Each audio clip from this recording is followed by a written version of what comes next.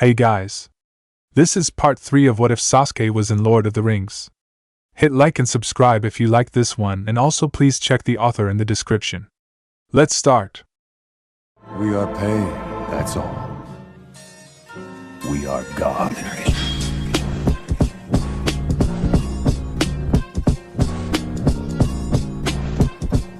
Chapter 11, The Hunters and the Hunted. Location, Uruk host. They ran fast and hard from the western bank of the river Anduin, stopping only to rest when they had to. As they ran, the forests that covered the western bank began to thin out until they were completely replaced with hilly and rocky land. As they ran through a small rocky valley that was created by two little cliffs, Pippin tried to make sure his friend was okay. Merry, he said, trying to get the attention of his friend. But Merry was unconscious. Both the hobbits and the half-elf had their hands bounded, but only Merry and Pippin were being carried. Izuna had been forced to run on his own legs. All of a sudden, the Uruk stopped to a halt. In the large rocks before them, orcs came into view. But these were orcs of Mordor, sent by Sauron to Saruman, technically as a gift, but to really keep an eye on the White Wizard. He might have had control over the Astari, but that did not mean Sauron trusted him completely. "You're late." The leader of the Mordor orcs, Grishnak, snapped at the Uruk. "Our master grows impatient. He wants the Shire Rats now." Lurtz's second-in-command, Ugluk, had taken over command when it had become apparent that their leader was dead. Since he was an Uruk, he looked down at the orcs of Mordor, thinking themselves to be lesser and inferior creatures. "I don't take orders from orc maggots," he snarled at Grishnak. "Saruman will have his prize. We will deliver them." It was obvious to anyone who could look that the two different kinds of orc had separate masters. But since the so-called prize was in the hands of the Uruk, that was the plan the orcs of Mordor were forced to go with. Maintaining the image of loyalty to the White Wizard, that didn't stop Grishnak from mocking Ugluk with miming speech once the Uruk's back was turned. At that point, Merry started to moan. "Merry," said Pippin, seeing his fellow hobbit move his head. But he was still unconscious. "Merry? Wake up." It wasn't doing anything. During the run from the Anduin, Merry had been struck on the head, knocking him unconscious and making the wound on his head bleed. Pippin didn't know what to do. Deciding to take a risk, he looked to a nearby Uruk who was taking a drink from a flask. "My friend is sick," he said. "He needs water, please." Ugluk heard the hobbit and turned back to see what was going on. "Sick, is he?" he repeated with a cruel tone to his voice. "Give him some medicine, boys." A nearby Uruk roared in response, pulled out his own flask, and proceeded to pour its contents down the throat of the brandybuck. Whatever the liquid was, it was a foul thing that managed to offend both the nose as well as the tongue and was clearly not water. As the stuff went down Merry's throat, he began to choke on it somewhat. "Stop it!" Pippin told the Uruk with the flask, who only ignored him. "Can't take his draft," declared Ugluk with an ugly laugh, making the rest of the Uruk laugh with him. "Leave him alone." The leader of the Uruk turned his attention to the still conscious hobbit. "Why? You want some?" he threatened. "Huh!" All he got was scared silence. "Then keep your trap shut." "You coward!" spoke Izuna's voice from the back of the host. Ugluk turned in the direction of the voice. "What was that?" he demanded, pushing through the Uruks until he was standing in front of the speaker. Even when his hands were bound together as well as a rope, Izuna was still defiant. "You heard me," he said, spitting at the Uruk's feet. "You are a coward who would rather torment bound prisoners than face them free-handed." The Uruks standing around him snarled and growled at those words. But they also looked at their leader. If he showed weakness, his position would soon be open. But Ugluk did not show weakness. "You want me to fight me, maggot?" he asked Izuna before driving his fist into the half-elf's stomach. "You'll have no luck. Saruman wants you alive. But I'm sure he won't mind if you come with a couple of broken bones. And you'll get them if you keep talking." He turned away, not seeing Izuna hiding something in his hand. As he walked away, Merry came to. "Merry," Pippin said once he realized that fact. "Hello, Pip," Merry said with a tiredness in his voice. "You're hurt." I'm fine, he assured him. It was just an act. An act? Repeated Pippin, surprised by those words. See? I fooled you too. His smile faded away. Don't worry about me, Pippin. One of the Uruk-hai in the front of the host began sniffing the air, having caught something on the air. What is it? Ugluk demanded once he saw the Uruk sniffing the air. What do you smell? Man-flesh, the Uruk replied. Those two words made the rest of the orcs and Uruk-hai look around the area. They picked up our trail, the Uruk-hai growled in realization. Aragorn, Pippin said in a whisper.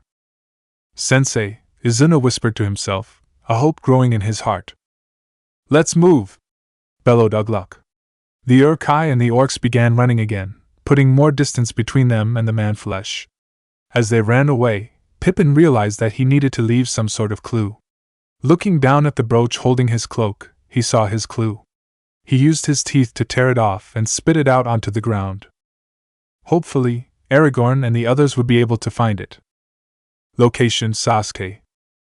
Things are much harder than I originally thought, Sasuke admitted from atop his rock. What did you expect? Indra's image asked him, sitting on his own rock. I don't know. But what I do know that if Saruman is with Sauron, the west might be on the verge of a pincer hold. If Saruman attacked from the north and Sauron from the east, the outcome would be very favorable for them.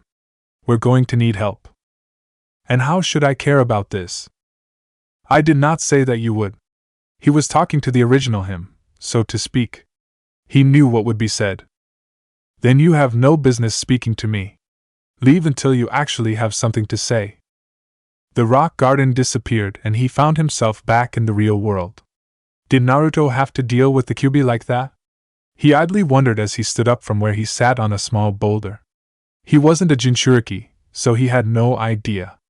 This was probably as close as he was going to get. He took a moment to look over at Boromir, who was sitting against a boulder. The Captain General looked better than he did at the River Anduin, with more color on his face than before. But there were still those moments when he looked like he wouldn't be able to take another step. Hopefully, those moments would not last. Their pace has quickened, Aragorn spoke from where he laid on a large rock with his ear on it, using a trick he had learned from his years as a ranger. They must have caught our scent. He all but leapt up from the rock. Hurry! He called out to the others as he started to run. Sasuke and Boromir were right behind him and Legolas was not far behind. Come on, Gimli! He shouted to the last of them before running off. Gimli stood up from where he had sat down, breathing heavily. 3 days and nights pursuit, he said to himself. No food, no rest, and no sign of our quarry, but what bare rock can tell? But that didn't stop him from going after the other 4. Once he got his energy back, he started to run as well. They had been tracking the host of Uruk-hai for as long as the dwarf had said. It was hard going, but with each second, they were getting closer and closer to the Uruk-hai and their captured friends. That was what kept them going when one of them felt like they were about to drop. It also helped that when one looked like he was about to drop, one of the others would challenge him to a small race, just to get the competitive spirit going. It was used mostly on Gimli. But even as they chased after the Uruk-hai, it felt sometimes like they weren't getting any closer to their prey. All they had to go on was the multitude of faint tracks left in the wake of the Uruk-hai. There was no sight of the creatures themselves. But they did not stop. They kept going. They had to keep going. But their hunt produced fruit at times. As they ran through a valley, Aragorn saw something in the ground. Kneeling down, he pulled the thing, recognizing its shape once he saw all of it. Not idly do the leaves of Lorien fall, he declared as he looked upon a leaf brooch. Legolas stopped when he saw what was in the ranger's hand. They may yet be alive, he said in realization. Boromir had been by Aragorn's side when he picked it up and breathed a sigh of relief. Thank Eru, he said. The ranger amongst them got back onto his feet. Less than a day ahead of us, he said to the others. Come! He started running and the others followed. Gimli was the last one to follow, falling down a slope that the rest of them had come down to enter the valley. Come, Gimli! Legolas told him while still running. We are gaining on them. I'm wasted on cross-country, he shouted back as he chased them. We dwarves are natural sprinters, very dangerous over short distances. So you won't mind if I decided to race you for the next mile and win, do you? Sasuke asked him from where he ran, looking back at the dwarf. That got him up and rearing. I did not say that, lad. Now hold still so that I may beat you. He began to pick up his pace in order to catch up. No chance, the shinobi told him, keeping the pace he was running at, which was a little slower than his usual speed. Get back here! The two of them raced one another for that mile, keeping up with the rest of the group. Their little race did not last that much longer. When they got up with the rest of the group, they had all stopped to look at the land before them. It was a vast plain that seemed to go on forever and was littered with clusters of rocks. The rocks were not so many that it was more rock than grass. It was the opposite. Aragorn knew where they were. Rohan, home of the horse lords, he said to the others. King Theoden still ruled when I had left Minas Tirith, Boromir told them, adding his 2 cents. Sasuke had been in Rohan before, having crisscrossed it multiple times before in his wanderings. The people who lived there in scattered villages and small towns had always given him odd looks when he refused a horse. Some of the younger villagers always challenged him to a race, and he always refused. But aside from those things, he found the people likable enough. But Aragorn saw something else. There's something strange at work here, he said. Some evil gives speeds to these creatures, sets its will against us. We should keep going, Boromir suggested. They all agreed with the idea and they moved down the slopes, their speed quickening slightly. Legolas went down the slope first and got a clear view of the surrounding area. Legolas, what do your elf eyes see? Aragorn called out to him. He looked and saw what they were looking for. The Uruks turned northwest, he told them all. His eyes widened slightly as he realized what that meant, yet still he tracked them. They are taking the hobbits to Isengard. Saruman, the ranger said to himself. Boromir came to a sudden realization. He knew that a hobbit carried the ring, but he didn't know who it was. That's why Merry and Pippin were taken. That may be, but why was Izuna taken as well?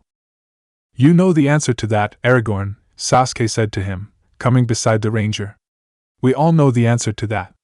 They quickly caught up to Legolas. I'm not sure I do, Crabender, the elf prince said to him. Yes, you do. Everyone on Amon Hen heard the shout that Uruk leader roared. They did. It wasn't like they could forget it. Find the halfling and the blood-eyed person. Find them. It was that shout that made fight all the harder on the hill, to protect Frodo from being captured. But the ring-bearer wasn't the only target. You don't think that?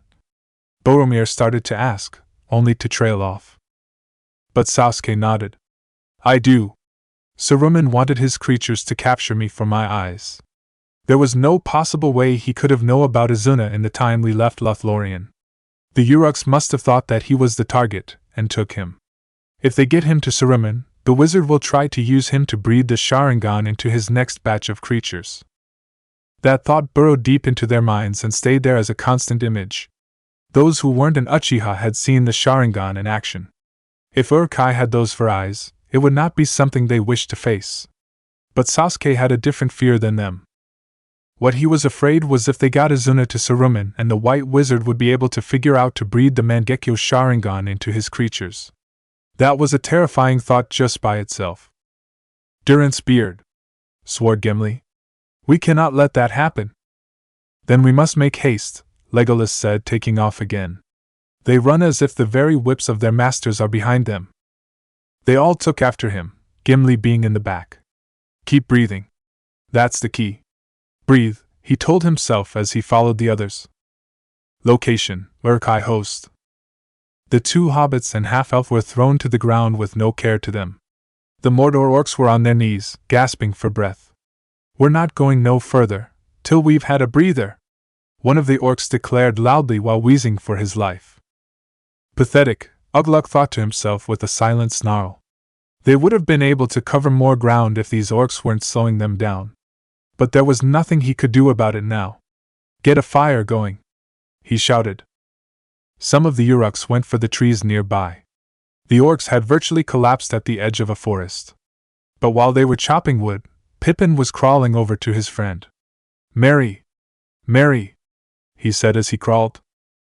Merry looked at his friend with a slight shocked look, as if he realized all that had happened to them really did happen. I think we might have made a mistake leaving the Shire, Pippin, he said quietly. He raised his head a little, trying to find something. Where's Izuna? Pippin looked around too and found him. There he is. They put him on the other side of the camp. The strange thing was that the half-elf was doing something with his hands, keeping them out of sight and moving them back and forth. When he saw the gaze of the hobbits, he raised a finger to his lips, telling them to be quiet. As the Uruk chopped off branches from the trees on the edge of the forest, there was a loud groan that came from deeper in the forest. While the Uruks and the orcs ignored it, the others did not. What's making that noise? Pippin asked Merry. Both of them had seen Izuna take a quick look at the forest before returning back to what he was doing, so they knew that he had heard it too. Merry took a longer look at the forest and realized what the sound was. It's the trees, he said in a whisper. What? Pippin asked. You remember the old forest on the borders of Buckland? Folk used to say there was something in the water that made the tree grow tall and come alive. Alive? He repeated. Trees that could whisper, talk to each other, even move, Merry told him. That was a chilling thought for the both of them. If trees could walk and talk, what would happen if they found out about what the Uruks were doing? The Uruks in question didn't particularly care about what the forest might think. They were more focused on something else, their stomachs. I'm starving, one Uruk declared. We ain't had nothing but maggoty beard for 3 stinking days. He held up a piece of said beard to show his point before throwing it to the ground.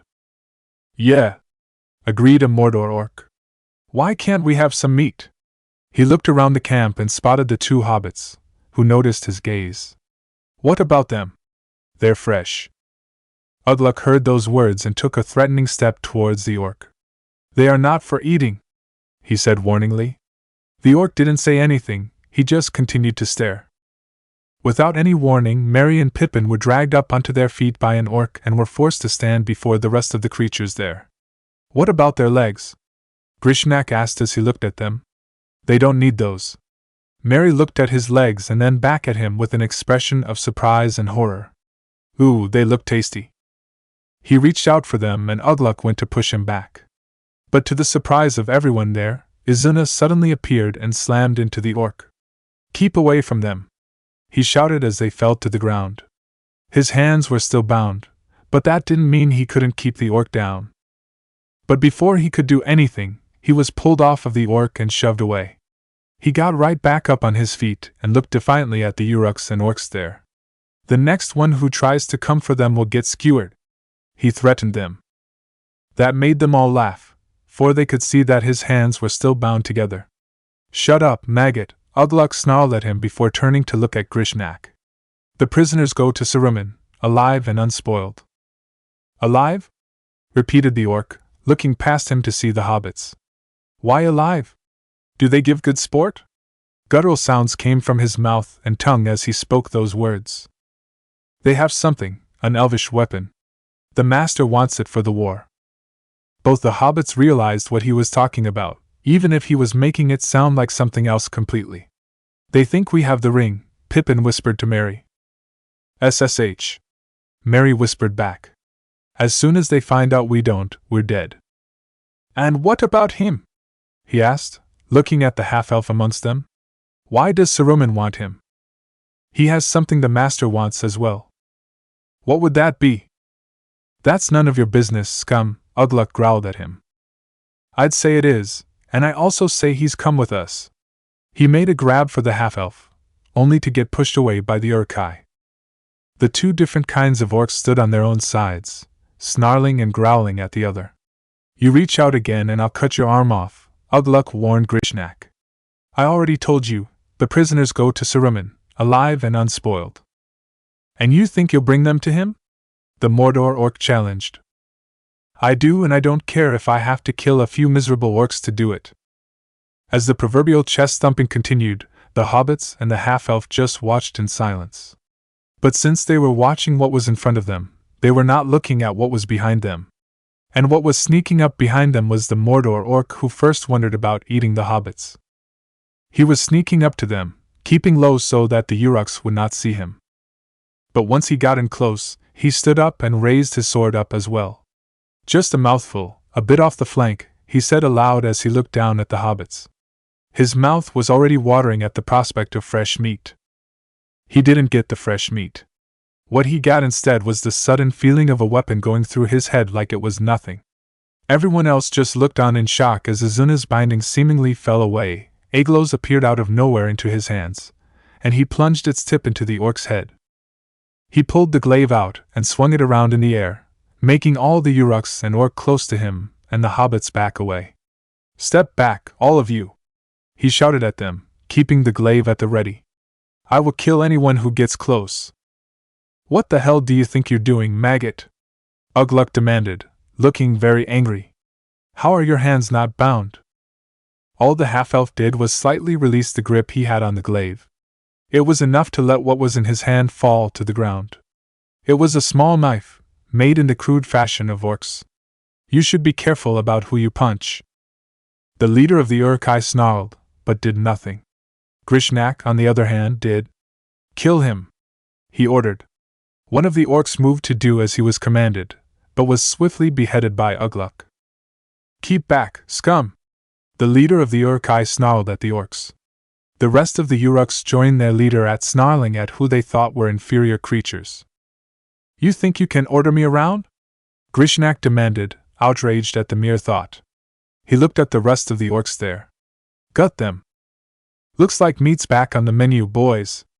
Ugluk shouted, making the rest of the Uruk-hai roar in approval. The two kinds of orc charged at each other with weapons drawn. The prisoners were pushed aside to make way for bloodlust. Izuna was surprised to see it turn out like this. He had honestly thought that he and the hobbits were going to have to fight their way out of this problem. But his sensei had taught him to take advantage of any and all opportunities that would be beneficial, and he would do just that. "Merry, Pippin," he said quietly to the hobbits, getting their attention. "Let's go." They both nodded and the three of them began to crawl away from the fight. They didn't look back, but they could hear the scream of orcs and Uruks killing and being killed. There was also the sound of meat being ripped off and eaten loudly, which sickened them more than they cared to think about. But they didn't stop, they had to get away. They were about halfway to the forest when someone noticed them. "The prisoners are running!" And Uruk shouted. That got the attention of some Uruks and orcs. Most were content on killing one another. Those who did notice, however, began making their way towards them. "Get up and hold out your arms," Izuna told the hobbits, scrambling up onto his feet. The hobbits did the same and held out their hands like they were told. He quickly cut through their bindings, freeing their hands. "Run! I'll hold them off." He turned around and engaged the Uruks and orcs while Merry and Pippin ran into the forest. The enemies he was fighting off tried to get past him, but he wouldn't let that happen, killing the first few who tried. The rest of them settled for trying to kill him before going after the hobbits. The only thing he could do was pray to Era that the rest of the host would be too busy killing each other that they would realize what was happening. The few that he was fighting had his attention, and he was making sure that they would not stop the hobbits from fleeing. The only problem was how he was going to get out. Grishnak, who had joined the attack on him, thought differently. "I'm going to enjoy ripping your ears off, elf!" He spat at Izuna. The half-elf didn't have time to reply, because what came next was a surprise for all of them. A javelin buried itself in an orc's back, making it scream in pain. That made all the orcs and Uruks look at where the javelin had been thrown. A virtual flood of horsemen came charging out of the night. The Uruks of Isengard and the orcs of Mordor, who had been butchering each other just a few seconds ago, leapt to attack, but it was too late for them. The camp that they had made became a slaughter. Izuna saw his opportunity to flee and took it. He kicked Grishnak away and sliced his arm, trying to cut it off but only making it bleed. Not wanting to stay around, he turned and ran for the forest edge. "Wait!" He heard someone call out to him, but he was not going to wait. He needed to stay with Merry and Pippin. Within 5 seconds he had disappeared into the forest. But he had a chaser coming after him. Location: the hunters. They had been running through the night. But the light of the sun broke over the horizon. Legolas looked back at the light. A red sun rises, he said to the others. Blood has been spilled this night. Chapter 12. Horrible News. Location: the hunters. Even as the sun rose up from the horizon and into the sky itself, they kept running after the Uruk host. Aragorn would kneel down every so often to check the tracks before getting back and leading the path. How far behind are we? Boromir asked him after he stood back up for a fifth time. I would say a half a day, he answered. With any luck, we will find them soon. Then we must go on. His failure at Amon Hen filled him with guilt and drove him onward, but Legolas's prediction that dawn filled him with dread and made him run faster. He wasn't alone in regards to the elf's prediction. They had all been running faster since then. Aragorn did not say a word in response to what the Captain General had said. All he did was nod in agreement and started running. How are you doing, Gimli? Sasuke asked, looking back at the dwarf, who was still in the back of the group. I am perfectly fine, lad, he replied, keeping his stubborn pace. But if you ask me that question again, I will hack your arms off. You said that the last 5 times I asked how you were doing. And if you were standing beside me when you had asked, I would have done it. He smiled so slightly, people who didn't know him would not have been able to see it. Good to know, he told the dwarf. Keep up. Just to give him a little more incentive, he increased his speed. Get back here, lad! The son of Gloin shouted at his back, increasing his pace. Must you antagonize him, Crabbinder?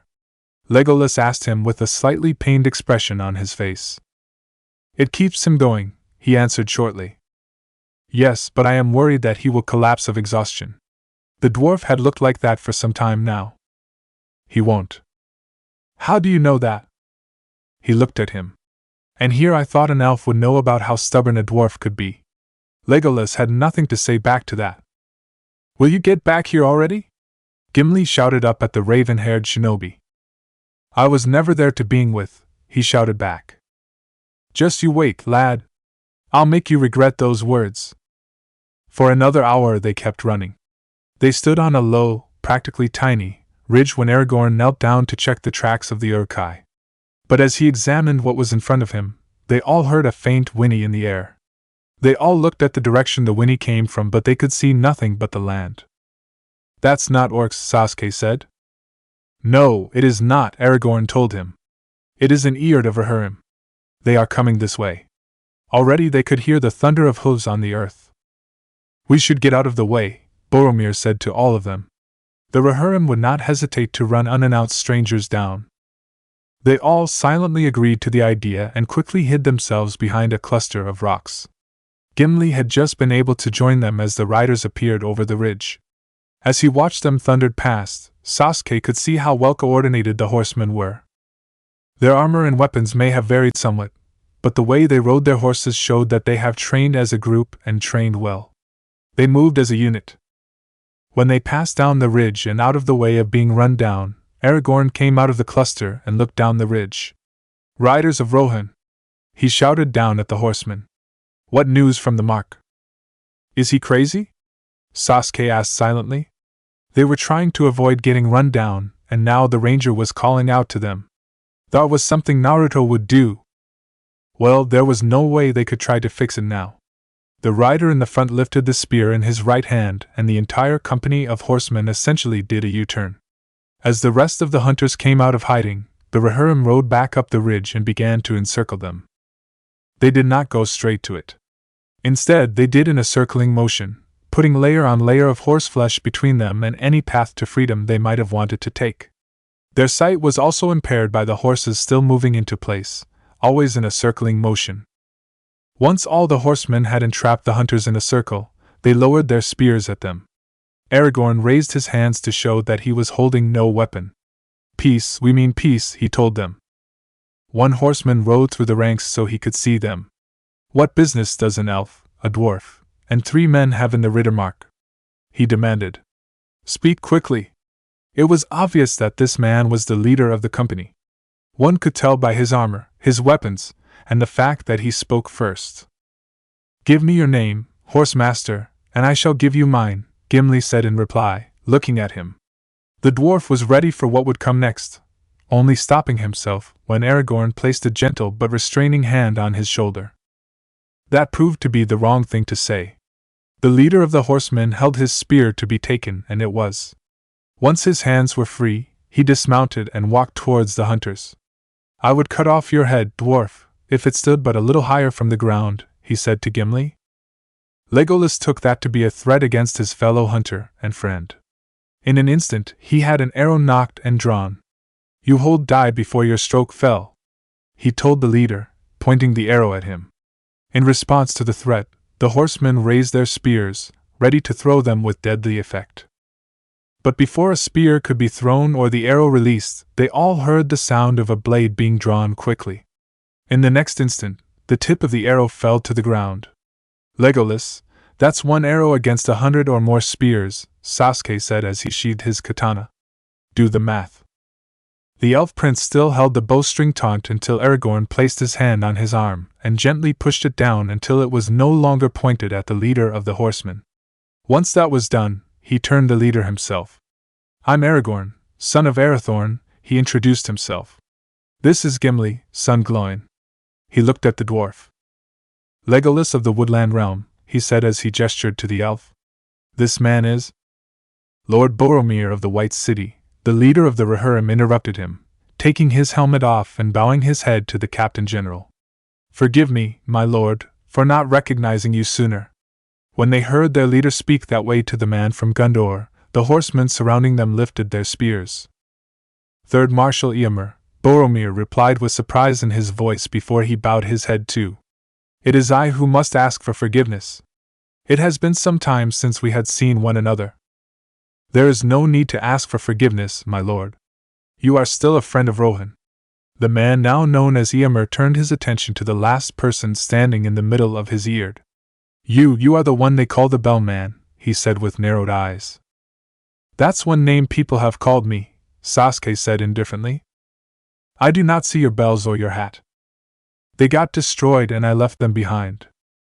"Lord Eomer, you know this man?" Boromir asked the third marshal. "I know of him," he answered.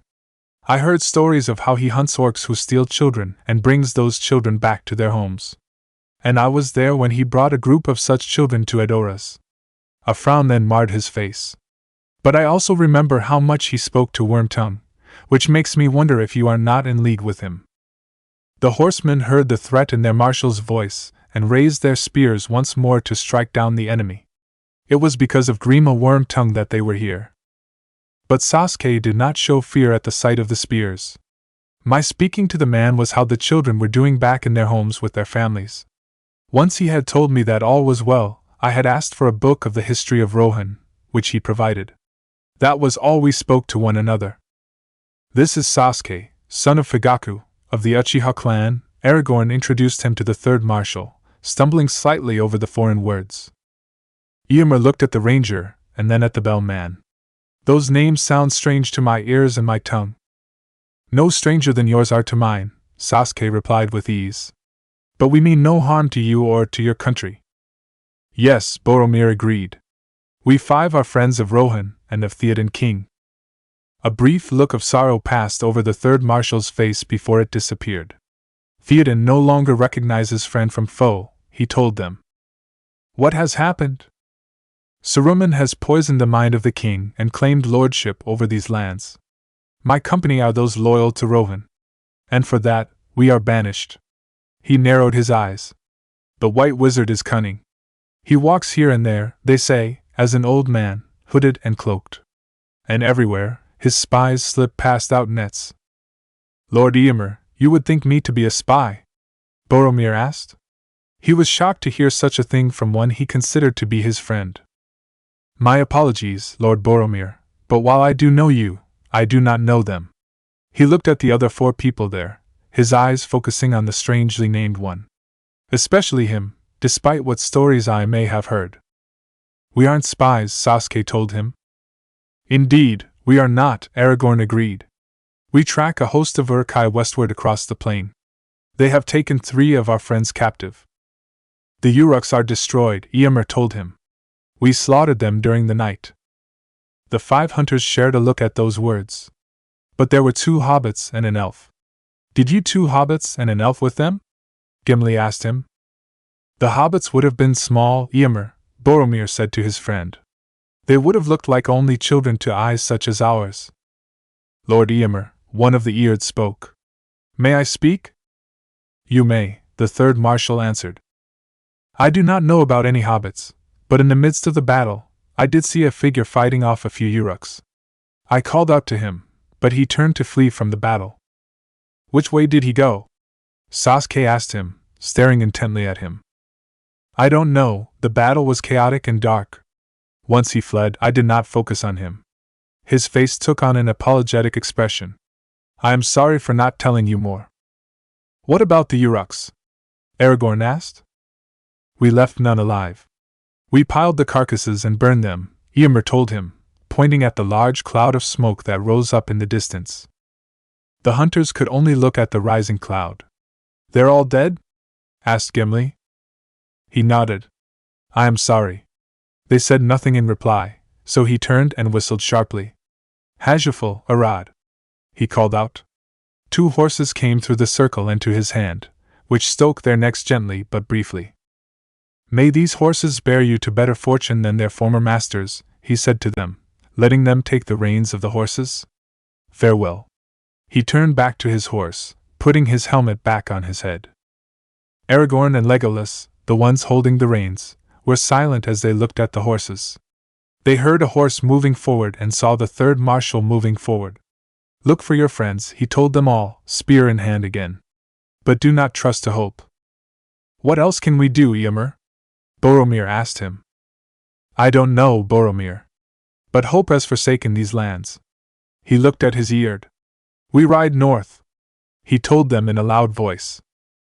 He moved forward and the circle of Rohan broke apart, following their leader as he rode away. Within seconds they rode after him, leaving the hunters standing there with the horse given to them. And soon they were alone. We must make haste, Aragorn said, climbing onto one of the horse's saddle and helping Boromir up behind him. Legolas did the same on the other horse, and although he grumbled a little about what was happening, Gimli got on behind him. We will not leave you behind, Crabender, the elf told Sasuke. We will keep the pace of the horses at a modest pace. Don't bother, Sasuke told him. I'll be able to keep up. The horses rode off toward the smoke and he followed them. True to his words, he was able to keep up with them. The others would have been surprised by this, if they were not so focused on riding towards the smoke. Location Izuna. Merry! Pippin! He called out as he ran through the forest. He had run non-stop during the night through the forest, trying to find the hobbits. But as the day dawned, he had no luck finding them. But what also made him nervous was the feeling that he was not alone in this forest. He had no idea where he was, and that made him all the more worrisome. Don't think about that, Izuna, he told himself. You have to find the hobbits. Keep moving. And he did just that. He kept moving. All he heard as he walked through the forest was his own footsteps echoing all around him. It was unnerving and it added to the feeling that he wasn't alone. But he chose not to think about it. He would not let it fill his mind with fear and uncertainty. But it did feel like there was something else out there in the forest, watching and waiting. For what, he did not know, and he did not want to know. But as he kept running through the forest, it felt like that something was watching him specifically. He thought he felt eyes on him as he ran. Something flickered in the corner of his eyes, making him stop short. When he turned to look at what it was, he saw nothing. But he could have sworn he saw a piece of armor that was red. What was that? He asked himself. Who's there? He called out, pointing aglows in the direction of the flicker. He received no answer. But then, the ground felt like it was shaking somewhat, which hadn't happened before. What's happening? Izuna wondered as the shaking continued. He didn't know what it was exactly, but he could figure out that it was getting closer to him. When he almost fell to the ground, he realized that whatever it was almost upon him. He flung himself behind a tree and waited. He did not wait long. Soon, a walking tree appeared from the forest. Wait, that's not a tree, he thought as he watched on, remembering what the Lady Galadriel and Lord Celeborn had taught him when he could be taught. That's an ent. To his further surprise, he saw that the Ent was holding Merry and Pippin in its hands. "Treebeard, some call me," the Ent said, speaking to the hobbits in his grip as it walked on. Izuna tried to stay close but out of sight so he could try and stage a rescue. "And whose side are you on?" asked a clearly nervous Pippin. "That's it, Pippin," Izuna thought to himself as he kept close. "Keep him distracted." "Side?" repeated Treebeard. "I am on nobody's side, because nobody's on my side, little orc. No one cares for the woods anymore." "We're not orcs," Merry told the Ent. "We're hobbits." "Hobbits?" he repeated. "Never heard of a hobbit before. Sounds like orc mischief to me." He began to get angry and squeezed the two hobbits tighter. "They come with fire. They come with axes. Gnawing, biting, breaking, hacking, burning. Destroyers and usurpers. Curse them." As he squeezed them tighter, Izuna began to plan to get them free. "No! You don't understand. We're hobbits. Halflings. Shire folk," Merry tried to explain. "Maybe you are, and maybe you're not. The White Wizard will know," the Ent declared. When he heard those words, Izuna went still, suddenly afraid. There was only one White Wizard he knew of. That meant that the Ent was in league with Saruman. "I have to get Merry and Pippin out of there," he thought, gripping Aglos tightly. He was surprised to see the Ent drop the hobbits, but he would take it. He burst out from his hiding spot and stood in front of Merry and Pippin. "Keep away!" he shouted at the Ent, waving his glaive to emphasize his point. "Izuna," said Pippin, glad to see him alive. "Not now, Pippin," he told the hobbit. Feeling the light on his back, he whirled around. "You stay back, Saruman," he warned the wizard standing before them. But while the half-elf had his weapon at the ready and the hobbits looked on in shock, he only smiled. Chapter 13: The Shocking Discovery. Location: The Hunters. They walked through the forest, hesitation and uncertainty following in their footsteps. When they had reached the pile of burnt Uruk corpses, both Sasuke and Aragorn had found tracks of Izuna and the hobbits respectively.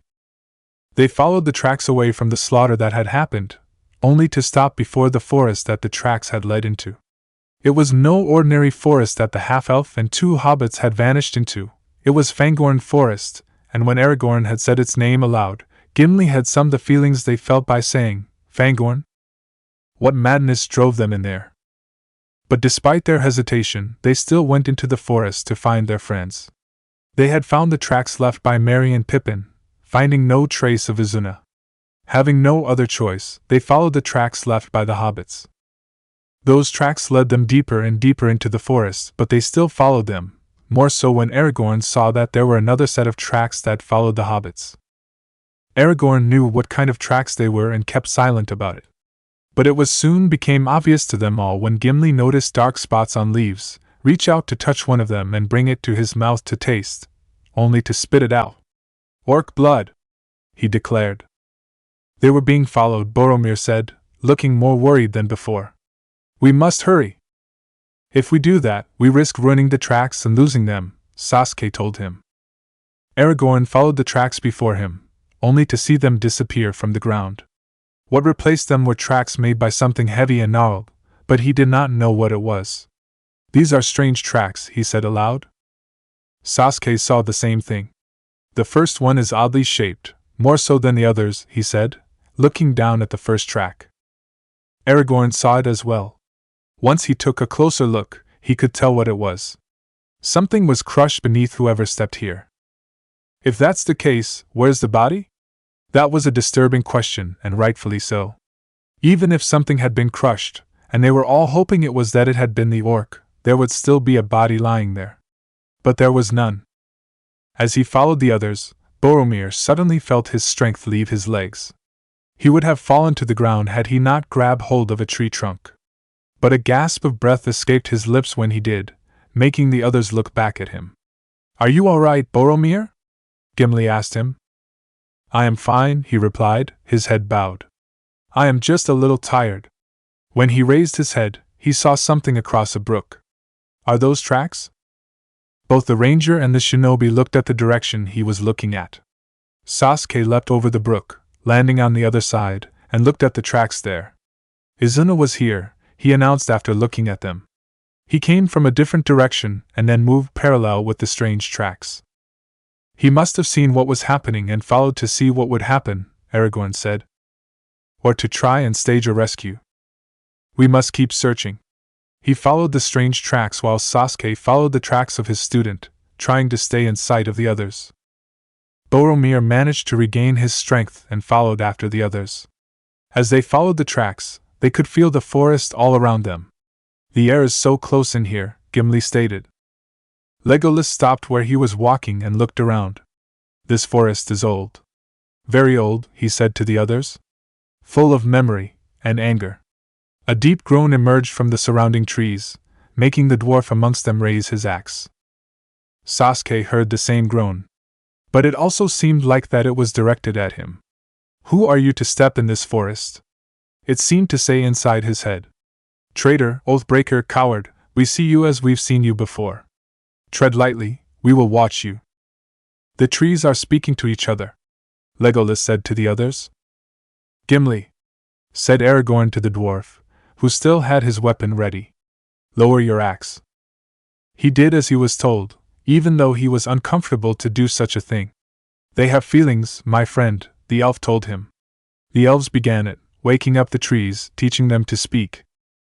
Talking trees, Gimli repeated. What do trees have to talk about, except the consistency of squirrel droppings? What would talking rocks have to talk about, except the amount of creatures tunneling? Boromir asked him with a small smile. The dwarf didn't say anything in response, he just grunted.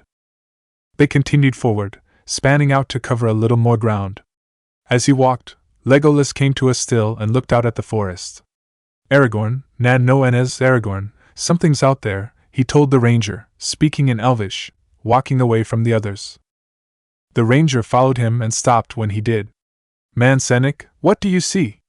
He asked quietly. Both Gimli and Boromir came closer as they stood there. The White Wizard approaches, Legolas told him. The elf looked over his shoulder. The others got the silent hint and went still. Aragorn barely turned his head to look at the direction pointed out to them. He saw someone coming towards them, and he also saw Sasuke waiting behind a tree. Do not let him speak, he will put a spell on us, he told the rest of them. He placed his hand on his sword and drew it out a few inches. Boromir did the same while Legolas quietly knocked an arrow and readied his hand, and Gimli pulled a throwing axe in closer. We must be quick. With a deep breath, they all swerved around, ready to attack as white light flooded their eyes. Gimli, Legolas, and Sasuke, who had leapt out of his hiding spot when they turned, threw their respective axe, arrow, and kunai at the person standing in the column of light, but they were all swatted away like they were nothing. Sasuke wasn't done just then. He clasped his hands into a seal, but then couldn't move them. Aragorn and Boromir didn't do anything to attack because their swords turned hot, and they were forced to drop them. They were completely defenseless as they stared at the light surrounding the wizard who stood before them. You are tracking the footsteps of 2 young hobbits and a half-elf, he said to them. Where are they? Aragorn demanded. The light was blinding him, forcing him to raise his hand to protect his eyes. They passed this way, quite recently in fact. They met someone they did not expect. Does that comfort you? Who are you? They could not see him, and the voice sounded familiar but yet not. It was confusing and annoying. They did not know who it was standing before them. Show yourself, Aragorn commanded. The light dimmed and the wizard revealed himself. But it was not Saruman that was revealed, nor was a new agent of Sauron. It was someone they all knew and someone they all thought dead. It cannot be so, Boromir exclaimed as he looked at the person before him. But it was. Standing before them was Gandalf. He was dressed in white, his hair and beard were white, and the smooth, elegant wooden staff that had replaced his old one was white as well. It was Gandalf, but it was not Gandalf. Something about him had changed. Forgive me, Legolas said as he took a knee to the wizard. I mistook you for Saruman. I am Saruman. Or rather, Saruman as he should have been, the wizard replied. Sasuke, who had stayed silent throughout this, even when he could pull his hands apart from one other, finally stepped forward. You fell, he said, pointing an accusing finger at the wizard. The raven-haired man could still see that moment in Moria, perfectly. His hand was outstretched so the wizard before him could take it, and he fell into the abyss instead. Gandalf did not protest those words. He only nodded grimly. Through fire and water, he agreed. From the lowest dungeon to the highest peak, I fought with the Balrog of Morgoth. Until at last I threw down my enemy and smote his ruin upon the mountainside. He fell silent for a moment, and his gaze looked slightly past them. Darkness took me, and I strayed out of thought and time.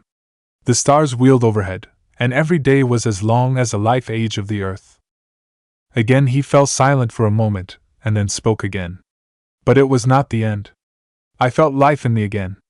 His gaze returned to the five of them. I've been sent back until my task is done.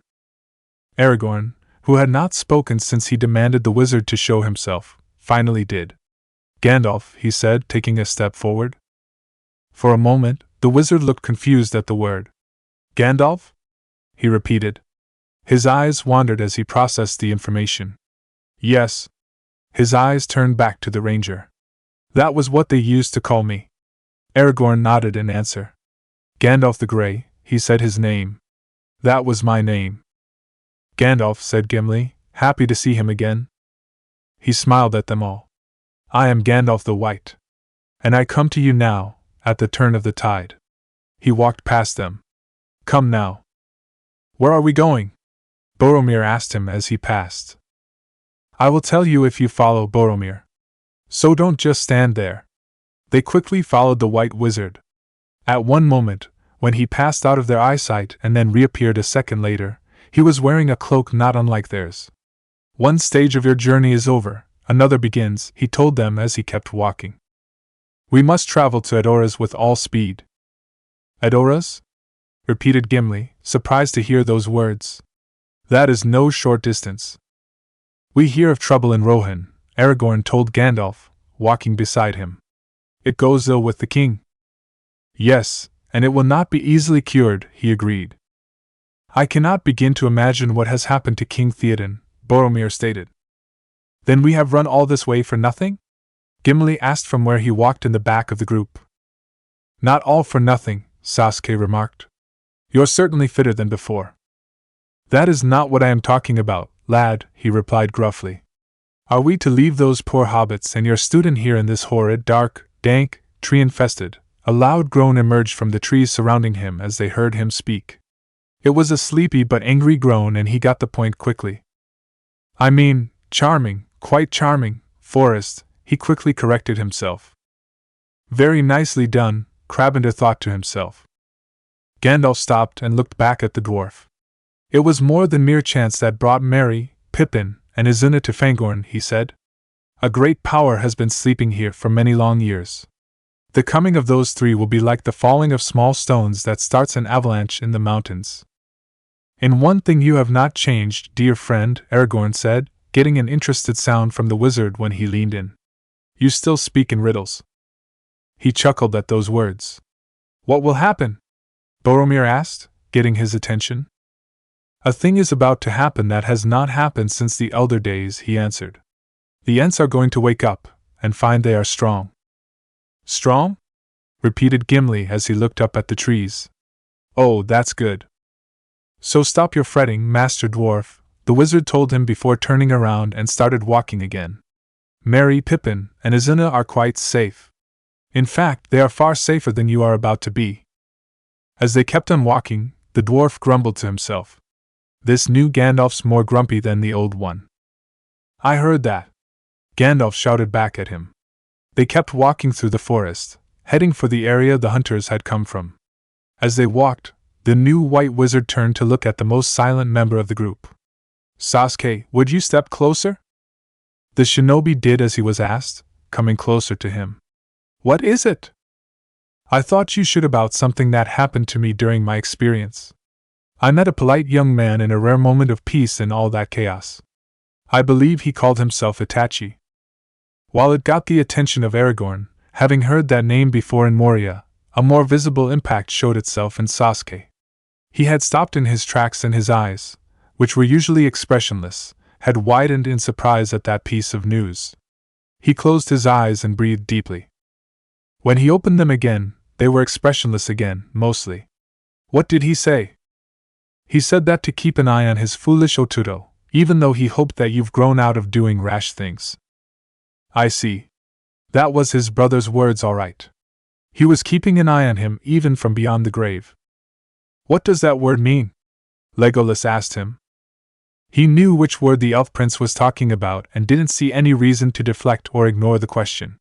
It means little brother, he answered. For those who did not who Gandalf had been talking about earlier, they now understood. But still, they had to be sure. You mean? Gimli asked, leaving the question hanging in the air. Yes, he answered shortly.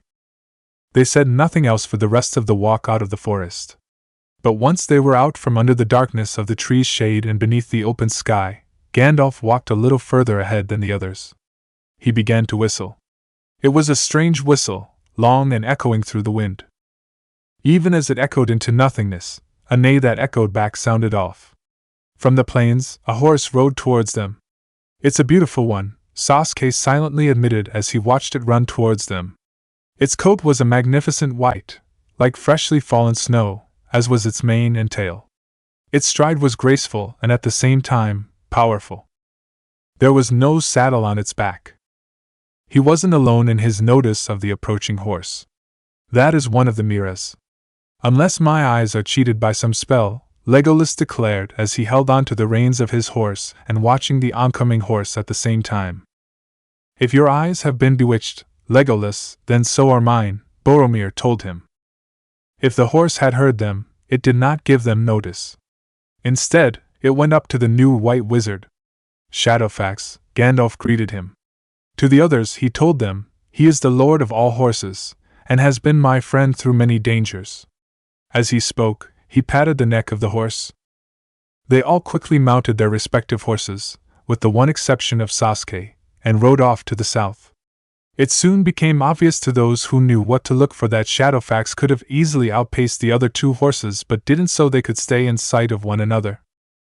But he did not, and they rode on through the lands of Rohan. They rode all through the day, only to stop when the sun had set and the night had come. They made a small fire that night in the camp, but there was a greater fire in the darkness. Off to the east, there was an angry redness illuminating the dark clouds hanging over the mountain range in that direction. To those who knew what lay beyond the mountains, they knew that the illumination came from both Barad-dûr and Mount Doom. Aragorn noticed that Gandalf was staring off into the east from where he sat in the camp. Legolas, Gimli, and Boromir were asleep while Sasuke sat with the katana in his lap. The ranger stood up and walked up to the wizard. The shinobi took notice, but did nothing. He just stayed where he was. The veiling shadow that glowers in the east takes shape, Gandalf said to Aragorn. Sauron will suffer no rival. From the summit of Barad-dûr, his eye watches ceaselessly. But he is not so mighty yet that he is above fear. Doubt gnaws at him. The rumor has reached him. He looked at the man beside him. The heir of Númenor still lives. Aragorn said nothing and Gandalf continued. Sauron fears you, Aragorn. He fears what you may become. And so he'll strike hard and fast at the world of men. He will use his puppet Saruman to destroy Rohan. War is coming. Rohan must defend itself, and therein lays our first challenge, for Rohan is weak and ready to fall. The king's mind is enslaved. It's an old trick of Saruman's. His hold over King Theoden is very strong. Sauron and Saruman are tightening the noose. But for all their cunning, we have one advantage. He looked at the heir of Isildur and smiled. The ring remains hidden. And that we should seek to destroy it has not yet entered their darkest dreams. He looked back to the east. And so the weapon of the enemy is moving towards Mordor, in the hands of a hobbit. Each day brings it closer to the fires of Mount Doom. We must trust now in Frodo. Everything depends on speed and the secrecy of his quest. Aragorn felt a little guilt at what he had done at Amon Hen when he heard those words. Both Gandalf and Sasuke could see it in the way he held himself. But the wizard was the one who said something. Do not regret your decision to leave him. Frodo must finish this task alone. He's not alone, the ranger told him. Sam went with him. The White Wizard was surprised to hear that. Did he? Did he indeed? He is a very loyal gardener, Sasuke said, standing up from where he's sitting and walking over to them, katana in hand. He will protect Frodo. Yes, he will, he agreed before looking at the shinobi with knowing eyes. You are as knowledgeable and wise as your ancestor was. He looked at the wizard. I thought you said that you had never met Indra. I hadn't, but I had met his father and his uncle. It was only during my experience that I remembered how I knew. Now, I can remember clearly. Would you like me to tell you the story? The shinobi only nodded and Gandalf began. It was during the Second Age, when I had a different name. Saruman was no traitor, and the island of Numenor had not been sunk beneath the waves. As I walked along the beach of Valinor with Ingvi, king of the Vanir and High King of the Elves, and Saruman, we spotted a small ship sailing towards the land. Thinking that it had been a ship carrying elves that had strayed off course, we did nothing until it was closer. Only then did we realize that the ship was not of elven make. When it stopped on the waves, someone had climbed over its rail and jumped down to the water. Landing on its surface, the three of us could see that the person was a man. But he was dressed like no man any in Valinor had seen before. His eyes were like ripples in water made by a single stone, and there was a similar mark on his forehead, along with 2 small horns. Ingvi called out to him. Who are you, stranger, and where do you hail from? The man did not speak. He simply walked towards the shore, making Ingvi speak again. Do not come any closer, stranger. Do you not know what the Vala have declared? No mortal soul may touch their feet upon the undying lands. But the man did not stop or speak, and when he came upon the shore, he stepped off of the water and onto the air itself. He continued to walk, and the three of us could not help but follow him as he walked. As we followed, more and more of the mayor and the elves joined us, for they wondered too why there was a man in Valinor, and nothing had happened. In silence, we followed him, through day and night, until he came to the holy mountain. In silence, the man began to climb the peak and we followed. Some of the elves and mayor soon stopped and went back, but those who truly wanted to know followed. In time, he reached the peak and entered the halls of the Elder King. He soon found himself standing before all the Vala. Only then did he let his feet touch the ground, and in doing so, bowed his head to the floor, pressing his head against the stone. Honored great uncles and aunts, he said, I beg your forgiveness and plead for your help. The Elder King looked down upon him and asked, Who are you to call us that? He answered, I am Hagoromo, son of Otsutsuki Kagaya. These names mean nothing to us. You know my mother as Burial, adopted daughter of Morgoth. I have come to you, to risk my life and my soul, to plead for your help in stopping my mother. She has gone mad and has trapped my homeland in an endless dream. She is trapped, but soon she will break free and turn her attention to the rest of the lands. She can be stopped but not without help. So I ask for a sliver of your power so that I may use it against her. After silent consideration amongst them, the Vala granted his request. He thanked them and turned to leave. When he returned to the beach, another man and another ship were there waiting for him on the water. In this man was a sliver of darkness.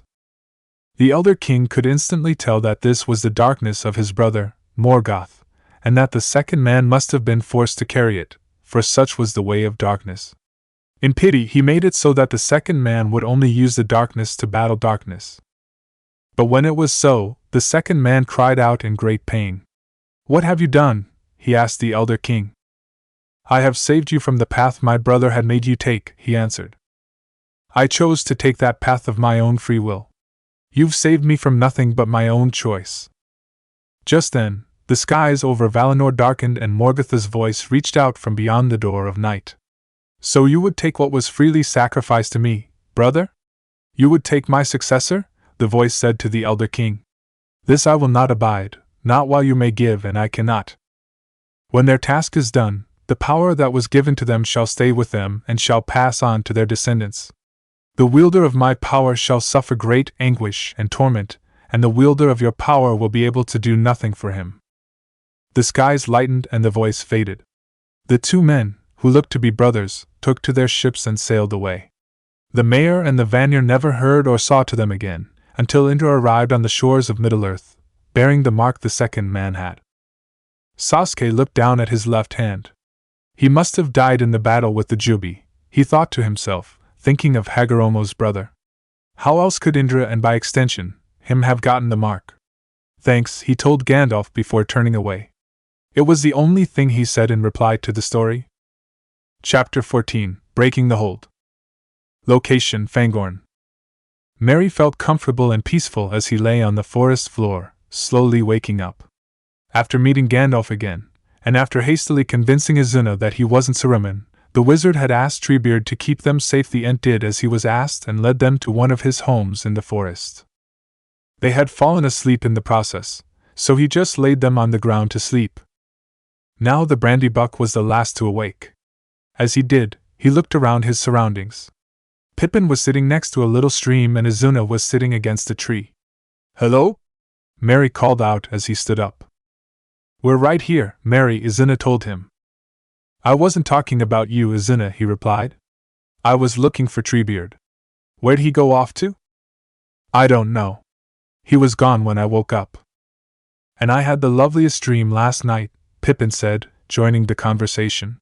He had a bowl in his hand and he was careful not to drop it as he spoke. "Pippin, what does your dream have to do with the absence of Treebeard?" the half-elf amongst them asked him. "It doesn't." "Then why are you bringing it up?" "Well, it doesn't help us to know where Treebeard is. He will come back when he comes back. So there's no point in continuing that line of conversation, right?" "Right," he conceded. "Then can I continue?" He sighed. "Go ahead." The hobbits smiled. "There was this large barrel, full of pipeweed. And we smoked all of it." Merry smiled at that. "That sounds like a nice dream. And then, the two of you were sick." Izuna frowned a little. "That, not so much," he commented. The Took didn't sound like he heard him. Instead, he just leaned back on the root he was sitting on. "I'd give anything for a whiff of Old Toby," he declared, closing his eyes. The scowl on Merry's face faded away at those words. "I would too," he admitted. Izuna looked at the both of them. "Was that what I had in Lothlorien?" he asked the two of them.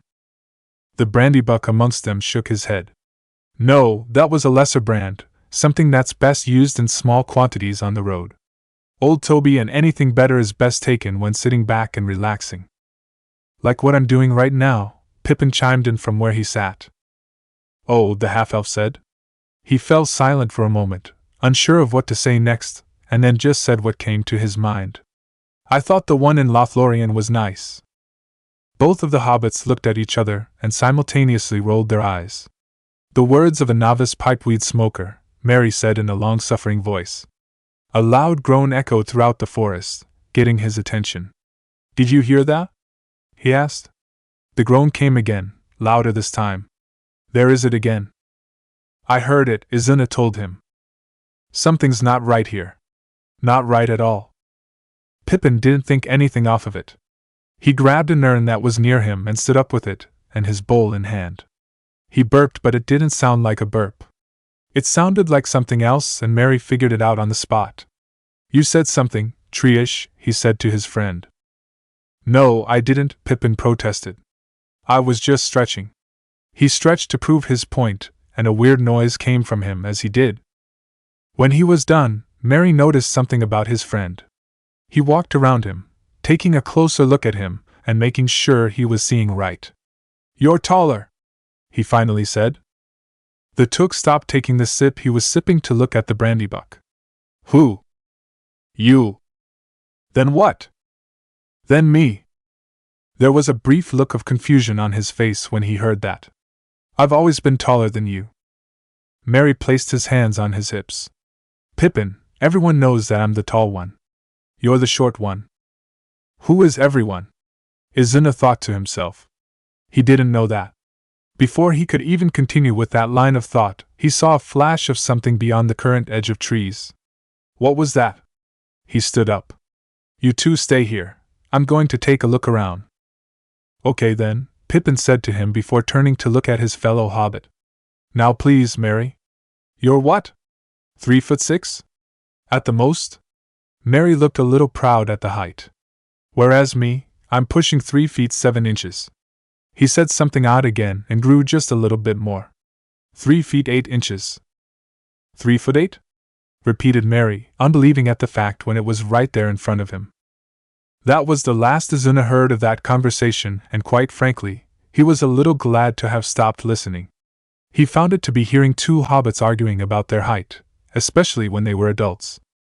He was more than happy to go looking for whatever had been on the edge of his sight. His curiosity was aroused. He went deeper into the woods to see what it was, but saw nothing. Where is it? He asked as he looked, going further and further away from Treebeard's home. He saw it again and turned his towards the direction it appeared. He would have gone after it had the screams of hobbits filled his ears.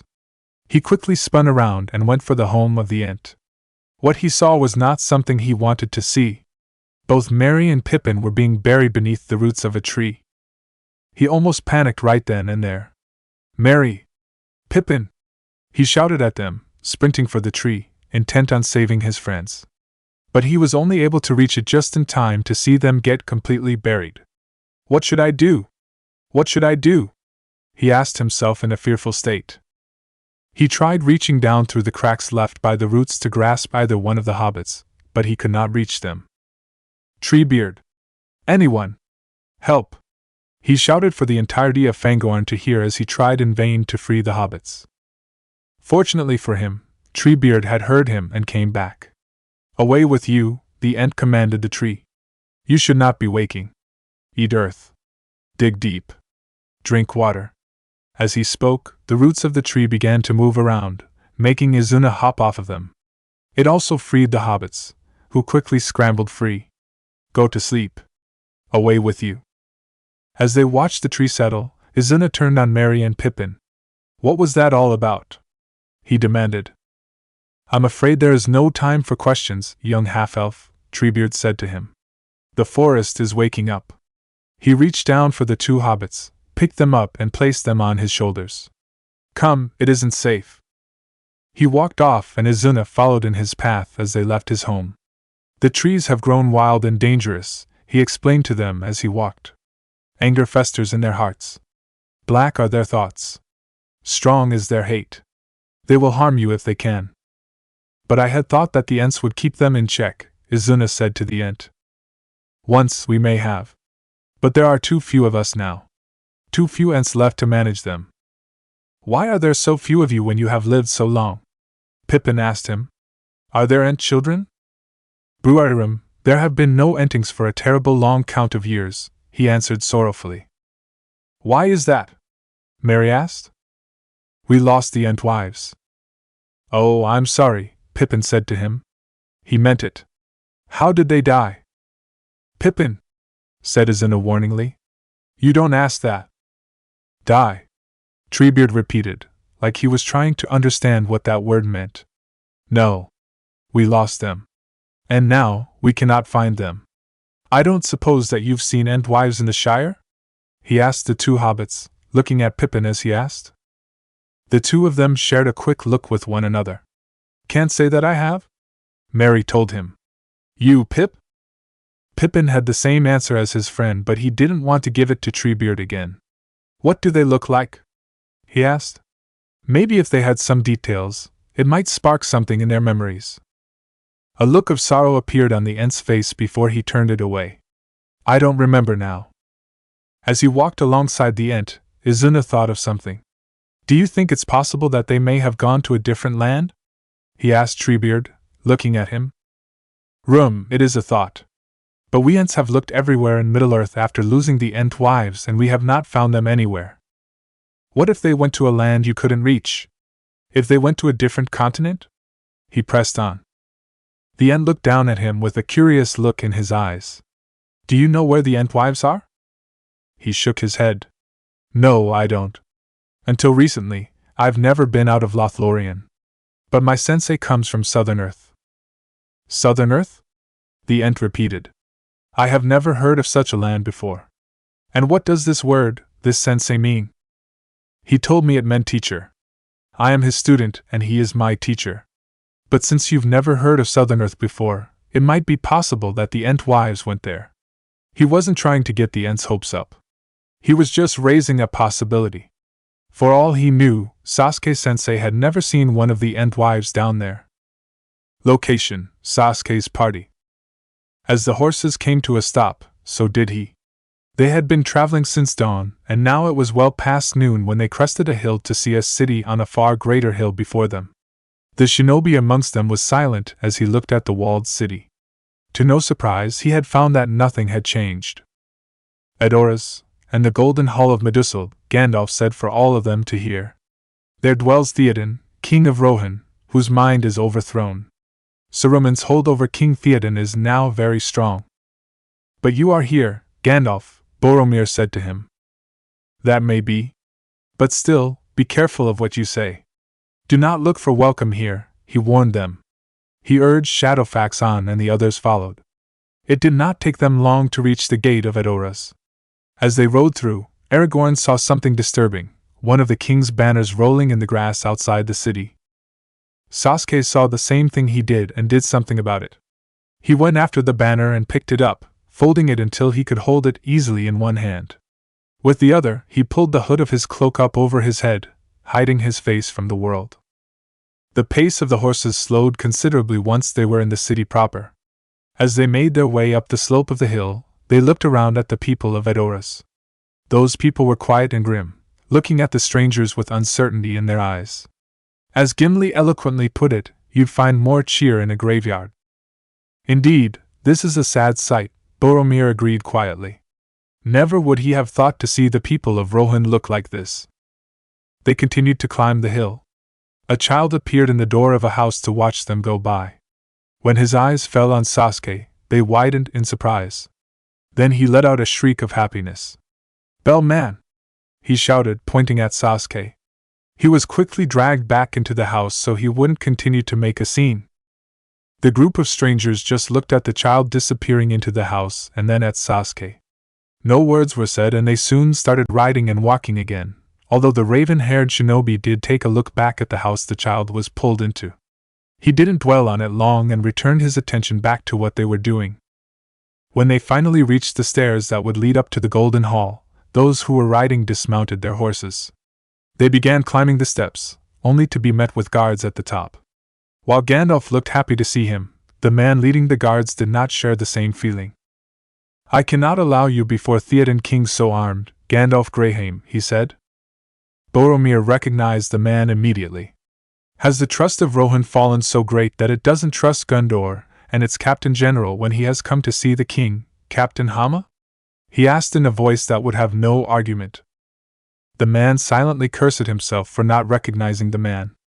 "My apologies, Lord Boromir, but while my trust in you and in Gondor has not faltered, this is the order of Grima Wormtongue." Gandalf said nothing save for an ah of recognition.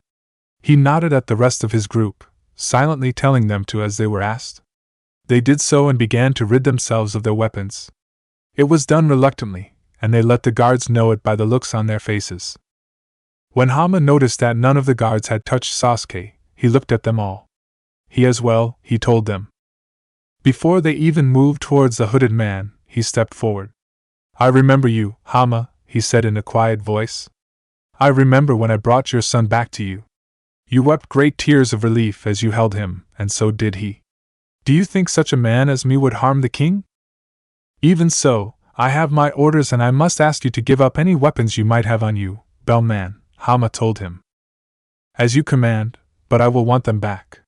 He took all the weapons he had on his body and held them out for the guards to take. The guard who took the katana did die immediately, but he did look a lot paler than before. The captain of the guard watched in silence as the weapons were taken, but then he noticed that Gandalf still had something on him, or rather, with him. "Your staff," he said to the wizard. Gandalf looked at him, and then at his staff with a look of worry that made him seem older and frilier. "You would not part an old man from his walking stick," he replied. Legolas stepped forward and took the wizard's left arm with his right, adding to the image of frailty. Hama relented and turned to lead them into the hall. When he entered, he bowed briefly to the throne at the other end of the hall and the king who sat on it. Once he did that, he stepped out of the way to let the strangers in.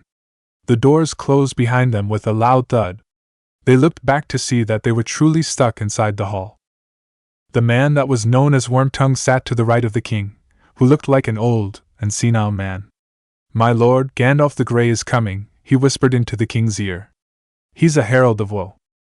The courtesy of your hall is somewhat lessened of late, Theoden King," Gandalf called out, letting his arm fall from Legolas's and walking on his own. As they went forward, they took notice of the fact that several young men to the sides of the hall were following them. "He's not welcomed," Grima whispered. "Why should I welcome you, Gandalf Stormcrow?" the king asked the wizard, even when he was looking at his advisor. His voice sounded weak and tired, like all he wanted to do was rest. "A just question, my liege," Grima praised him before standing up from where he sat. "Late is the hour in which this conjurer chooses to appear," he said as he began walking towards the strangers in the hall, more directly at Gandalf. "Last spell I name him. Ill news is an ill guest," he declared as he stopped before the wizard. "Be silent," Gandalf commanded, making him go silent. "Keep your forked tongue between your teeth. I have not passed through fire and death to brandy crooked words with a witless worm." He held up his staff. The Wormtongue instantly backed off. "His staff!" he gasped in surprise, stepping away from him. "I told you to take the wizard's staff!" he shouted at Hama. When his gaze was turned, Sasuke acted. He suddenly appeared in front of Grima, and struck him in enough spots to make him lose strength in his legs and fall to the ground. The young men who had been walking parallel to them charged. They were intent on attacking the strangers. But the strangers had seen them coming. The brawl that occurred was no contest. The young men in the employment of Grima had been barely more than common village thugs before joining his employment, and they still held to their roots, whereas their opponents were trained, skilled, and experienced warriors who had faced worse things than them. The only time the thugs looked they had an advantage was when Boromir lost strength in his arms and was knocked down. Fortunately for the Captain General, Sasuke had been close by and had grabbed the thug who tackled him and promptly threw him at one of the columns. While all of this was happening, Gandalf walked towards the throne.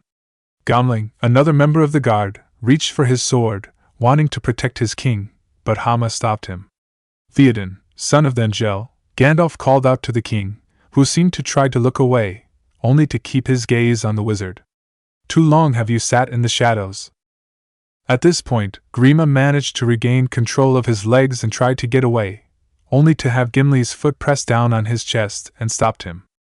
"I would stay still if I were you," he growled. "Hearken to me," Gandalf commanded Theoden, getting his full attention. He lowered his staff and raised his hand. "I release you from this spell." He closed his eyes in the hand, concentrating. But Theoden only began to laugh, a bitter and cackling laugh, making Gandalf open his eyes. "You have no power here, Gandalf the Grey," he told the wizard, continuing to laugh. It may have been the king's voice that was speaking, but it was Saruman's word in his mouth.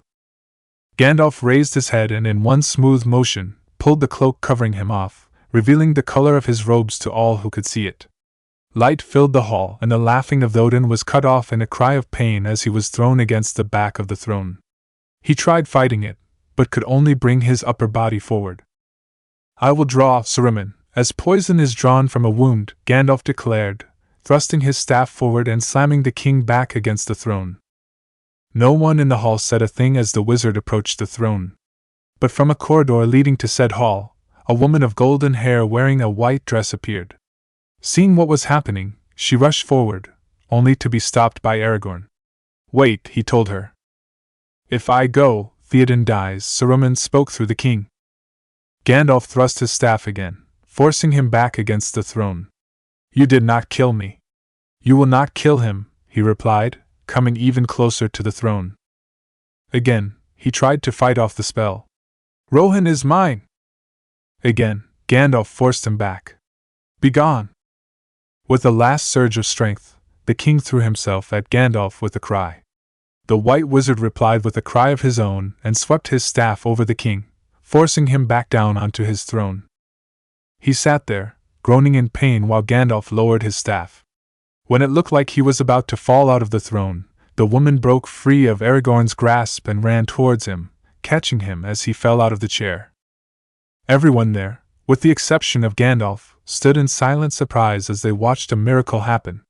King Theoden, who had looked like a tired old man who let his hair become overgrown. But now, he was becoming younger by the second. His overgrown white hair became shorter and turned yellow. His beard, which had been long enough to reach his lap, shortened until it became a respectable goatee. And his eyes, which had been lightened by the glaze they had, darkened with youth. When the transformation was done, he looked around like he did not know where he was, until he looked upon the woman. "I know your face," he told her. When she smiled, he remembered, she was Eowyn, his niece. Eowyn, Eowyn, he repeated the name, remembering how it felt on his tongue. He turned his head to look at the rest of the hall, and saw the wizard standing before him. "Gandalf?" he asked. "Breathe the free air again, my friend," Gandalf told him. He stood up on his legs, his niece helping him up. "Dark have my dreams been of late," he said, mostly to himself, as he looked at those in his hall. Then he looked at his hands like he had never seen them before. They felt stiff and weak. "Your fingers would remember their old strength better if they grasped your sword," the wizard before suggested. Hama, having been the keeper of the sword, came forward and took a knee, holding out the sword of the king to him. Theoden reached uncertainly for the hilt, but once he took hold and held it aloft, what little strength that had escaped him returned. Gone was the old man who was held by the grip of Saruman and the lies of Grima Wormtongue. In his place was Theoden, Lord of the Mark and King of Rohan. When his attention turned away from his sword, it fell on Grima, who had tried to escape Gimli's grip. He failed.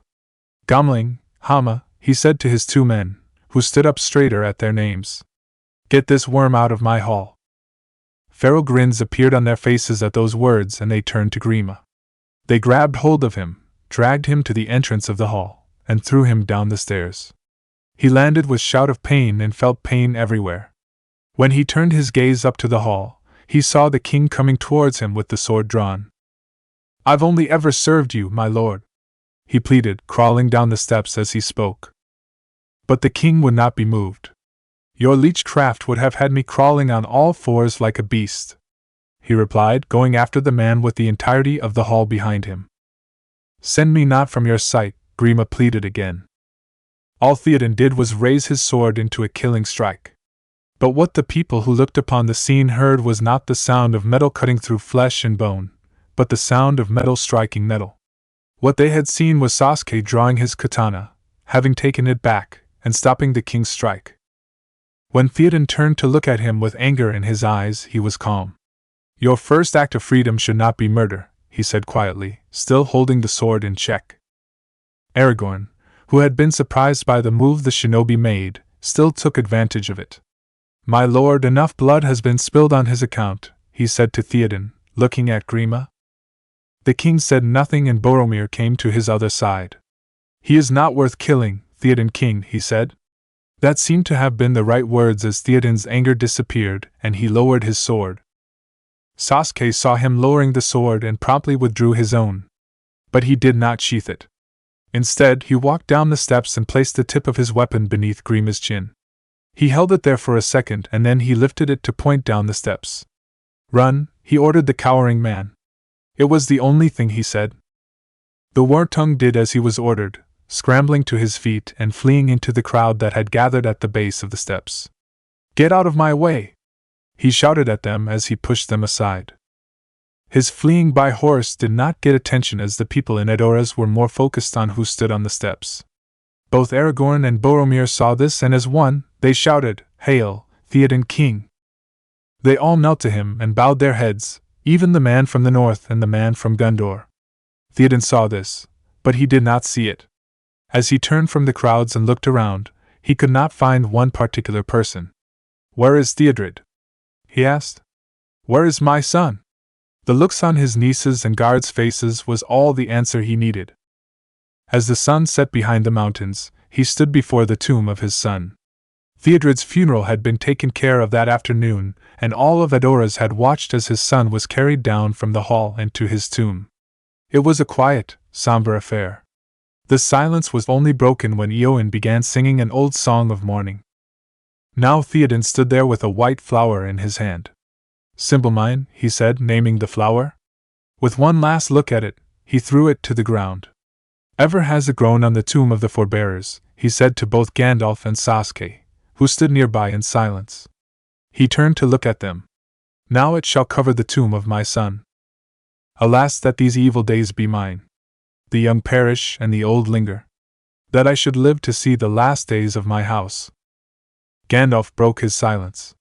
Theodred's death was not of your making, he told the king.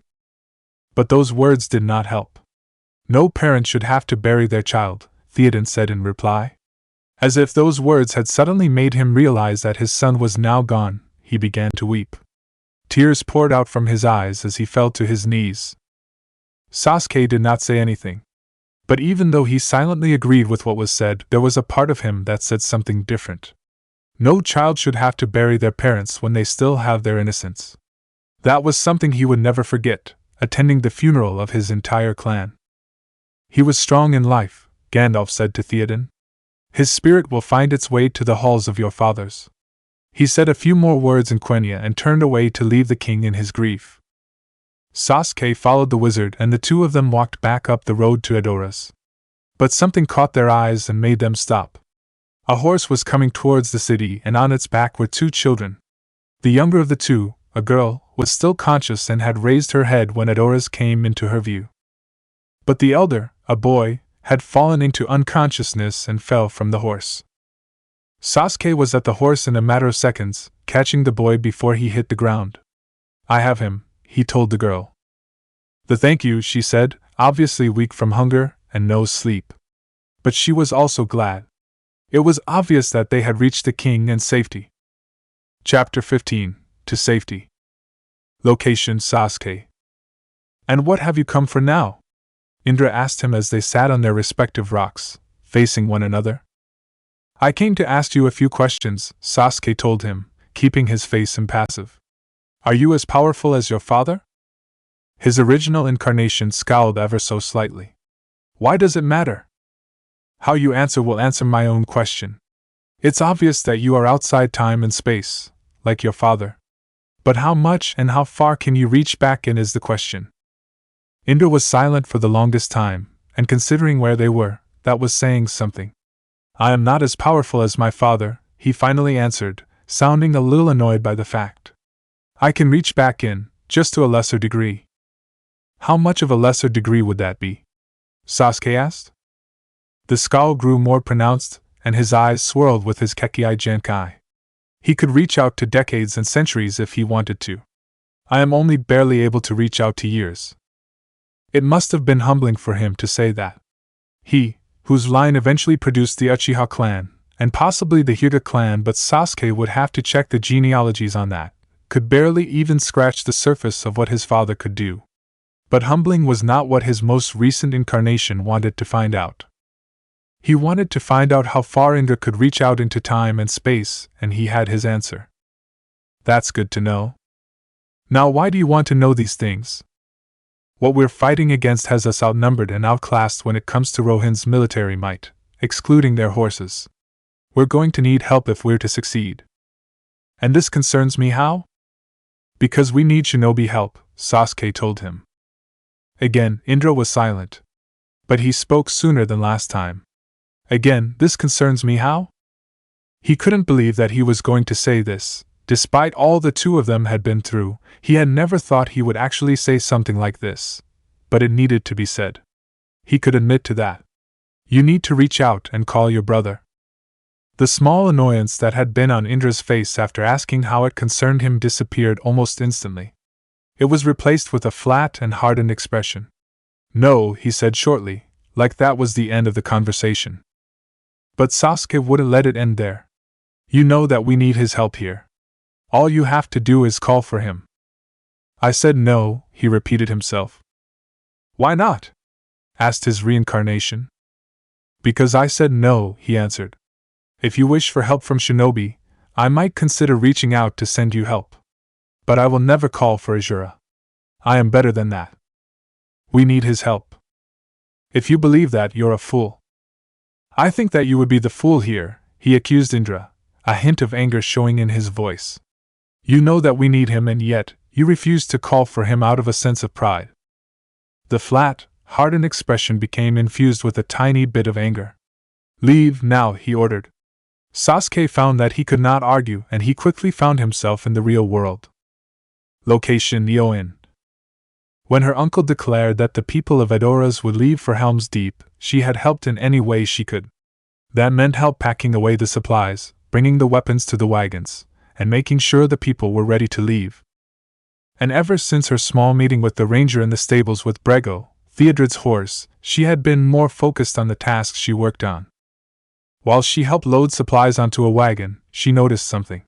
"Where are all the children?" she asked one of the nearby maids who were helping load the supplies. None of the children that usually played nearby were there.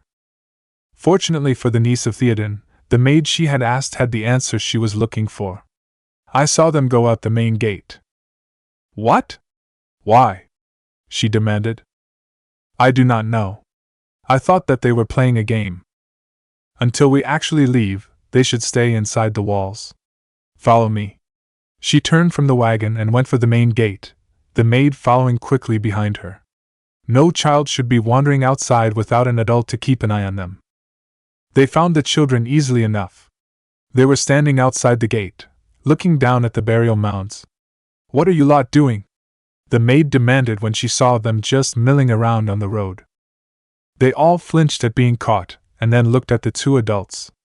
They looked down at the ground, not wanting to turn their heads up. "We're waiting," Yoin told them. One of the older kids finally looked up and answered her. "We were trying to play a game of courage." She knew what a game of courage was, having played a few when she was a child along with her brother and cousin. What she was more concerned about was their location for the game. "And you decided to have it outside the walls of the city?" "We were trying to see who would be the bravest to get close to the bellman," another child told her. That got Yoin's attention. "The bellman?" she repeated, getting nods from all the children. "Where is he?" "He's down there," the first child pointed down to the burial mounds. She followed his finger, and saw that the bellman was indeed amongst the burial mounds of the dead kings of Rohan. To be more specific, he was sitting in front of the burial mound of Theodred. Anger began to burn within her heart at the sight. "Go back into the city," she told both the children and the maid. "I will talk to him." "But one of us hasn't gotten close to him," one of the children protested quietly. "Go back," she repeated. But whatever the child was about to say was silenced by the maid's hand over his mouth.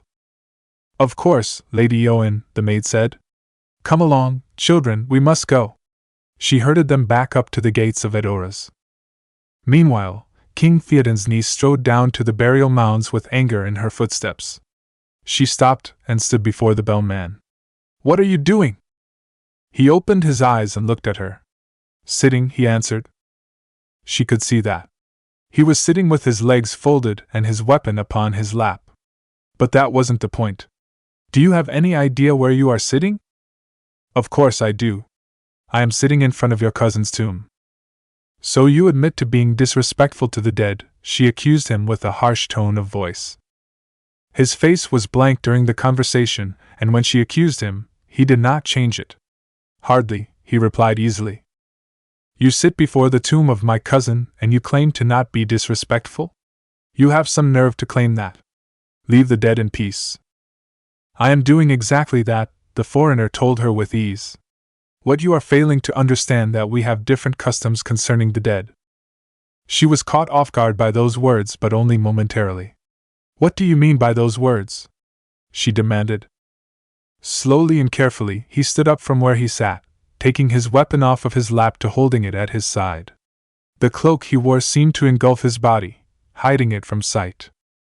"Amongst my clan, there was a tradition that when a clansman died and was buried, their first night in death was watched over by another clansman, so that they would know peace for one night," he told her. She listened in silence. "You have spent the night out here?"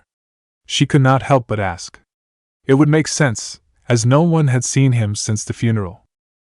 He nodded only once. "Your cousin deserved that much consideration." With nothing else to say, he walked past her and back up to Edoras. She stared silently at his back as he entered the gate. Location: Isengard. Saruman was angry. It showed in how he paced the room. He had underestimated his former friend when he had control of Theoden, still thinking he would be weaker than he was. Then Gandalf revealed the color of his robes and forced him from Theoden. The staff might not have physically struck the king, but Saruman had felt it. He had been flung from the palantir and fell to the floor when it happened, bleeding from his forehead. Gandalf the White? He said to himself as he paced the hall of the palantir. Gandalf the fool! Does he think to humble me with his newfound piety? It was most likely the case. Why else would he do such a thing in such a way? There were 5 who followed the wizard. An elf, a dwarf, and 3 men, said Grima Wormtongue as he entered the hall. He had fled from Edoras all the way here to Isengard.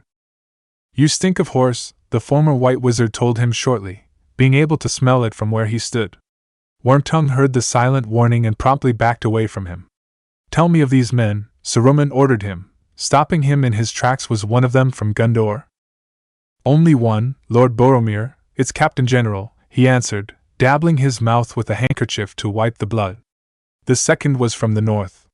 One of the Dundane Rangers, I thought he was. He paused for a moment, thinking about something he had seen, and then spoke again. And yet he bore a strange ring. 2 serpents with emerald eyes. One devouring, the other crowned with golden flowers, he described the ring.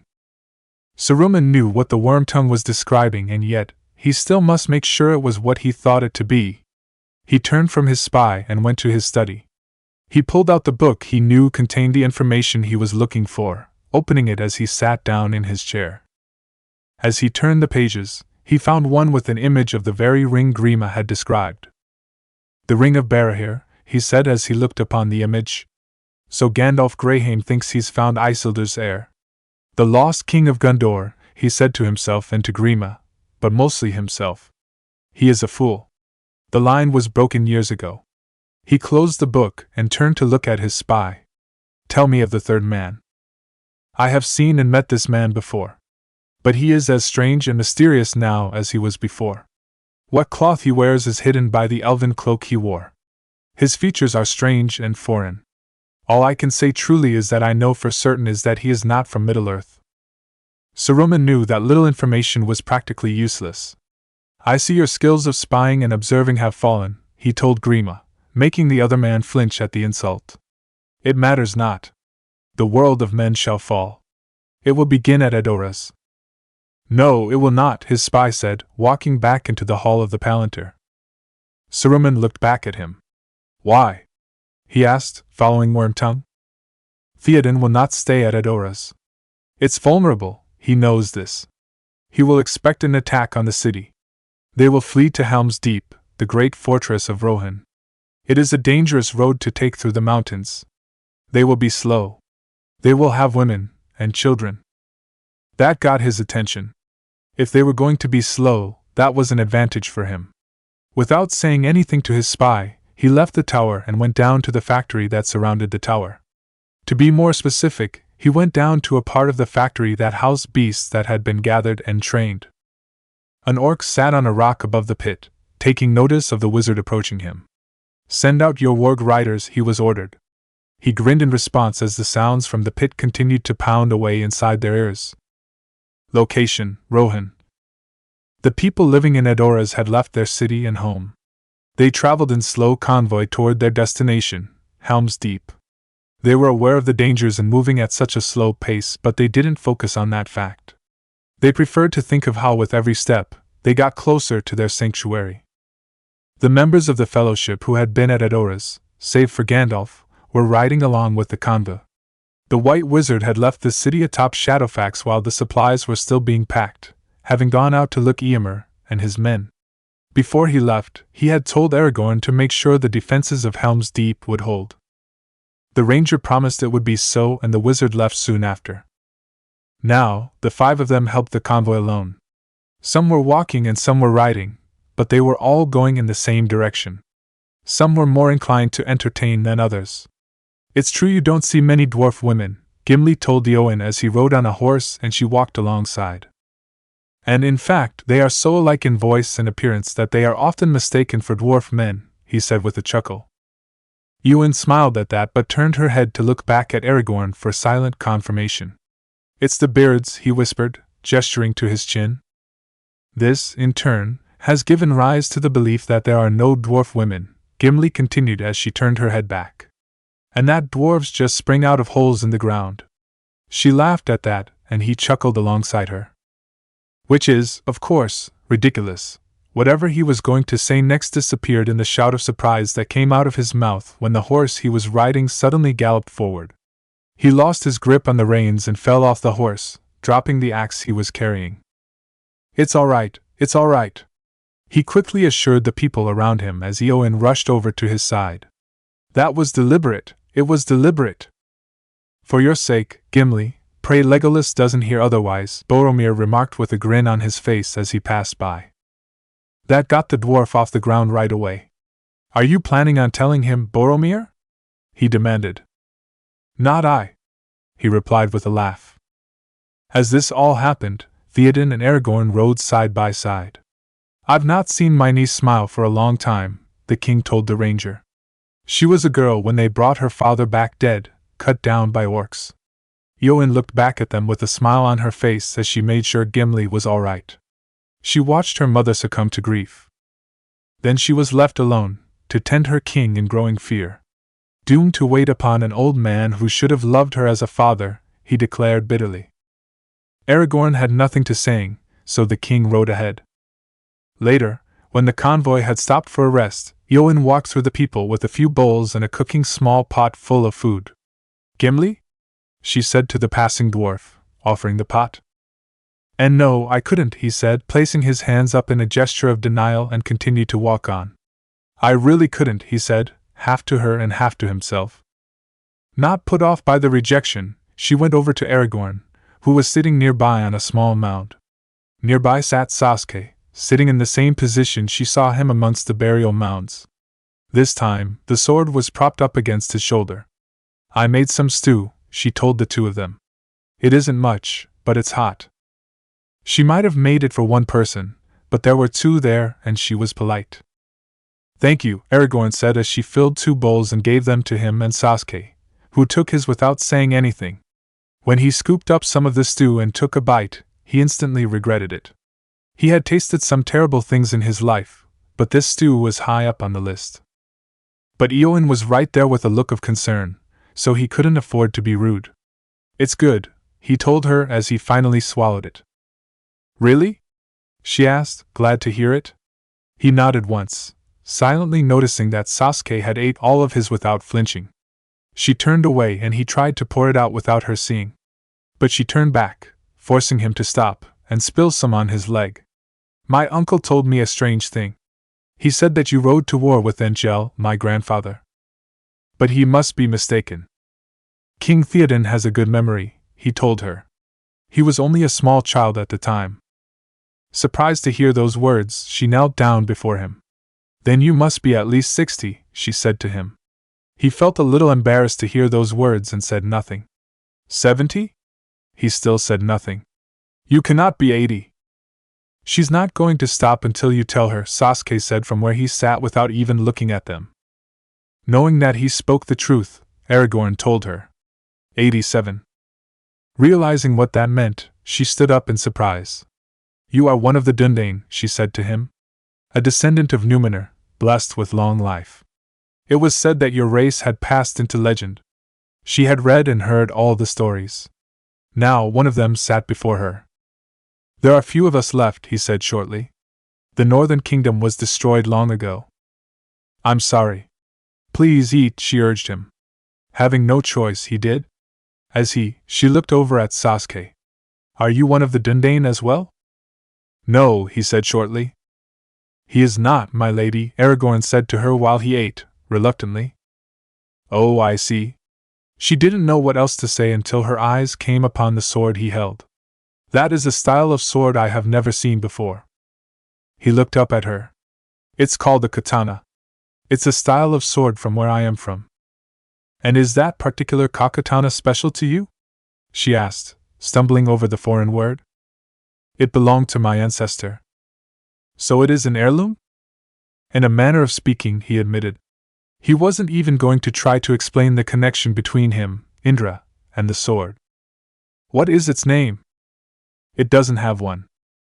Why not? She asked, surprised by the news. She had thought that all heirloom weapons had names. What would be the point? It's an instrument that brings death to those I bear it against. She had no answer to that.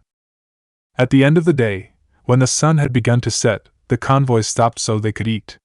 Fires had been set up around groups who ate together. Everyone knew what was happening and where they were going. But at that moment, it didn't matter. The others had joined some fires to enjoy the company of others, but Sasuke had not. He had taken his food and walked away, sitting by himself on a small mound. It was a habit he was far too used to. But he made no attempts to break it. He sat in silence and ate in silence as well. But as he ate, his eyes wandered to the people sitting at the fires. He didn't sit so far apart that he was invisible to them, just enough so it was clear that he wanted to be alone as he ate. He watched silently as the people of Rohan sat around the fires, ate their food, and enjoyed the comforts of being near one another. They were happy for the moment, even when they knew that tomorrow would only be more hard walking and dangers. But he wouldn't let the moment be ruined by reminding them of what was coming. As he watched the food be passed around and the children standing often and moving to different fires, he felt an emotion in his chest. It was an emotion that he had felt before, and he hadn't enjoyed feeling it recently. It had been with him since the academy, and his friend. But ever since he had come to this land, the emotion had changed, which was why he didn't like feeling it. It was envy. Ever since he had seen Naruto get stronger, and it had felt he was getting nowhere, he was envious of the blonde. He used that envy to train harder and make himself stronger. Perhaps envy was one of the reasons why he had left the village to go to Orochimaru, although that didn't matter now.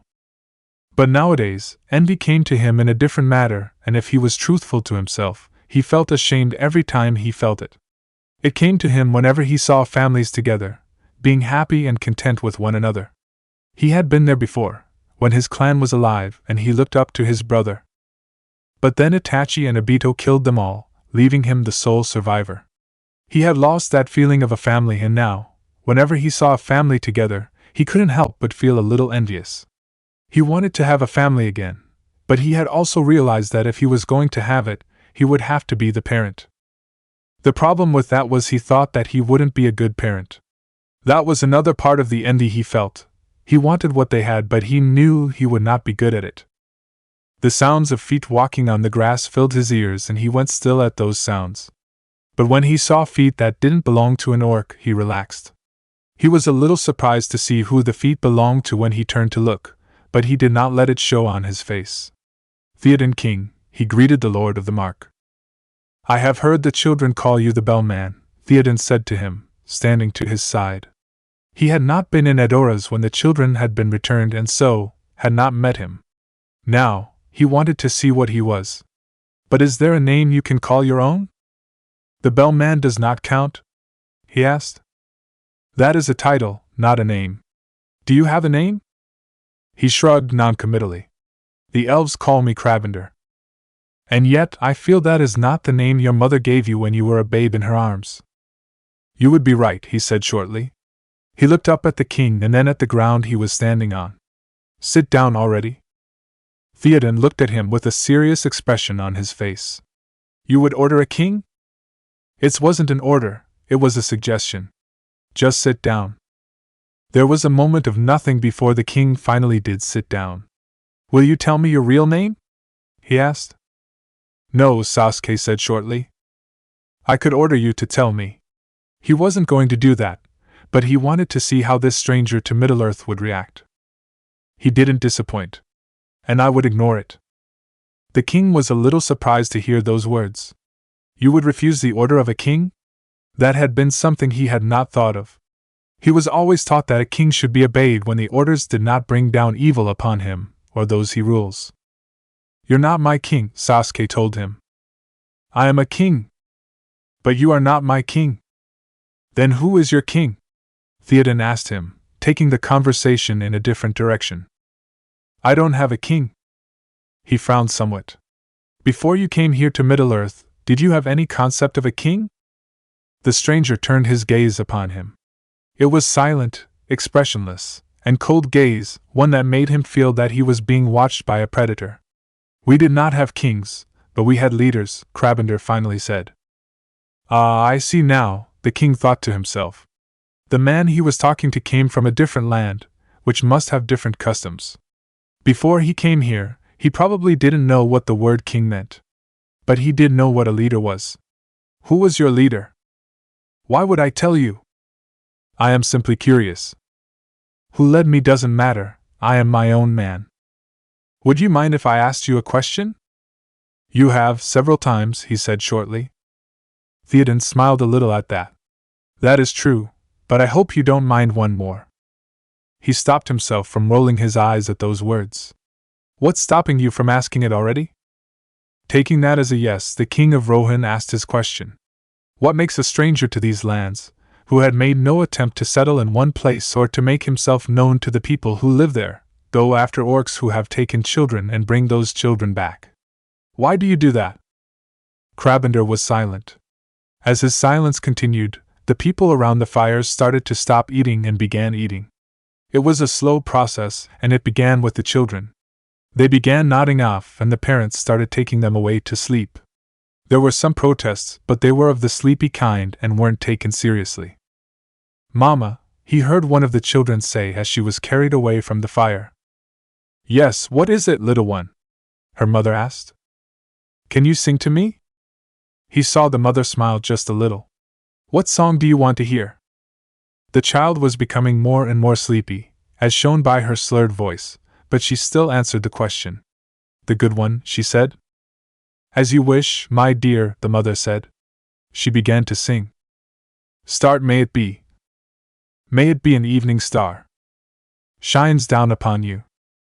May it be when darkness falls. Your heart will be true. You walk a lonely road. Oh, how far you are from home. Morning uchiha, darkness has come. Believe and you will find your way. Morning alatai, darkness has fallen. A promise lives within you now. May it be the shadow's call. Will fly away. May it be you journey on. To light the day. When the night is overcome. You may rise to find the sun. Morning uchiha, darkness has come. Believe and you will find your way. Morning alatai, darkness has fallen. A promise lives within you now. A promise lives within you now. And may it be. When she was done singing, the child was asleep. The mother sat down on the ground over a cloak that had been spread out, still holding her daughter. The two of them fell asleep on the cloak. The song that she had sung hung over the air.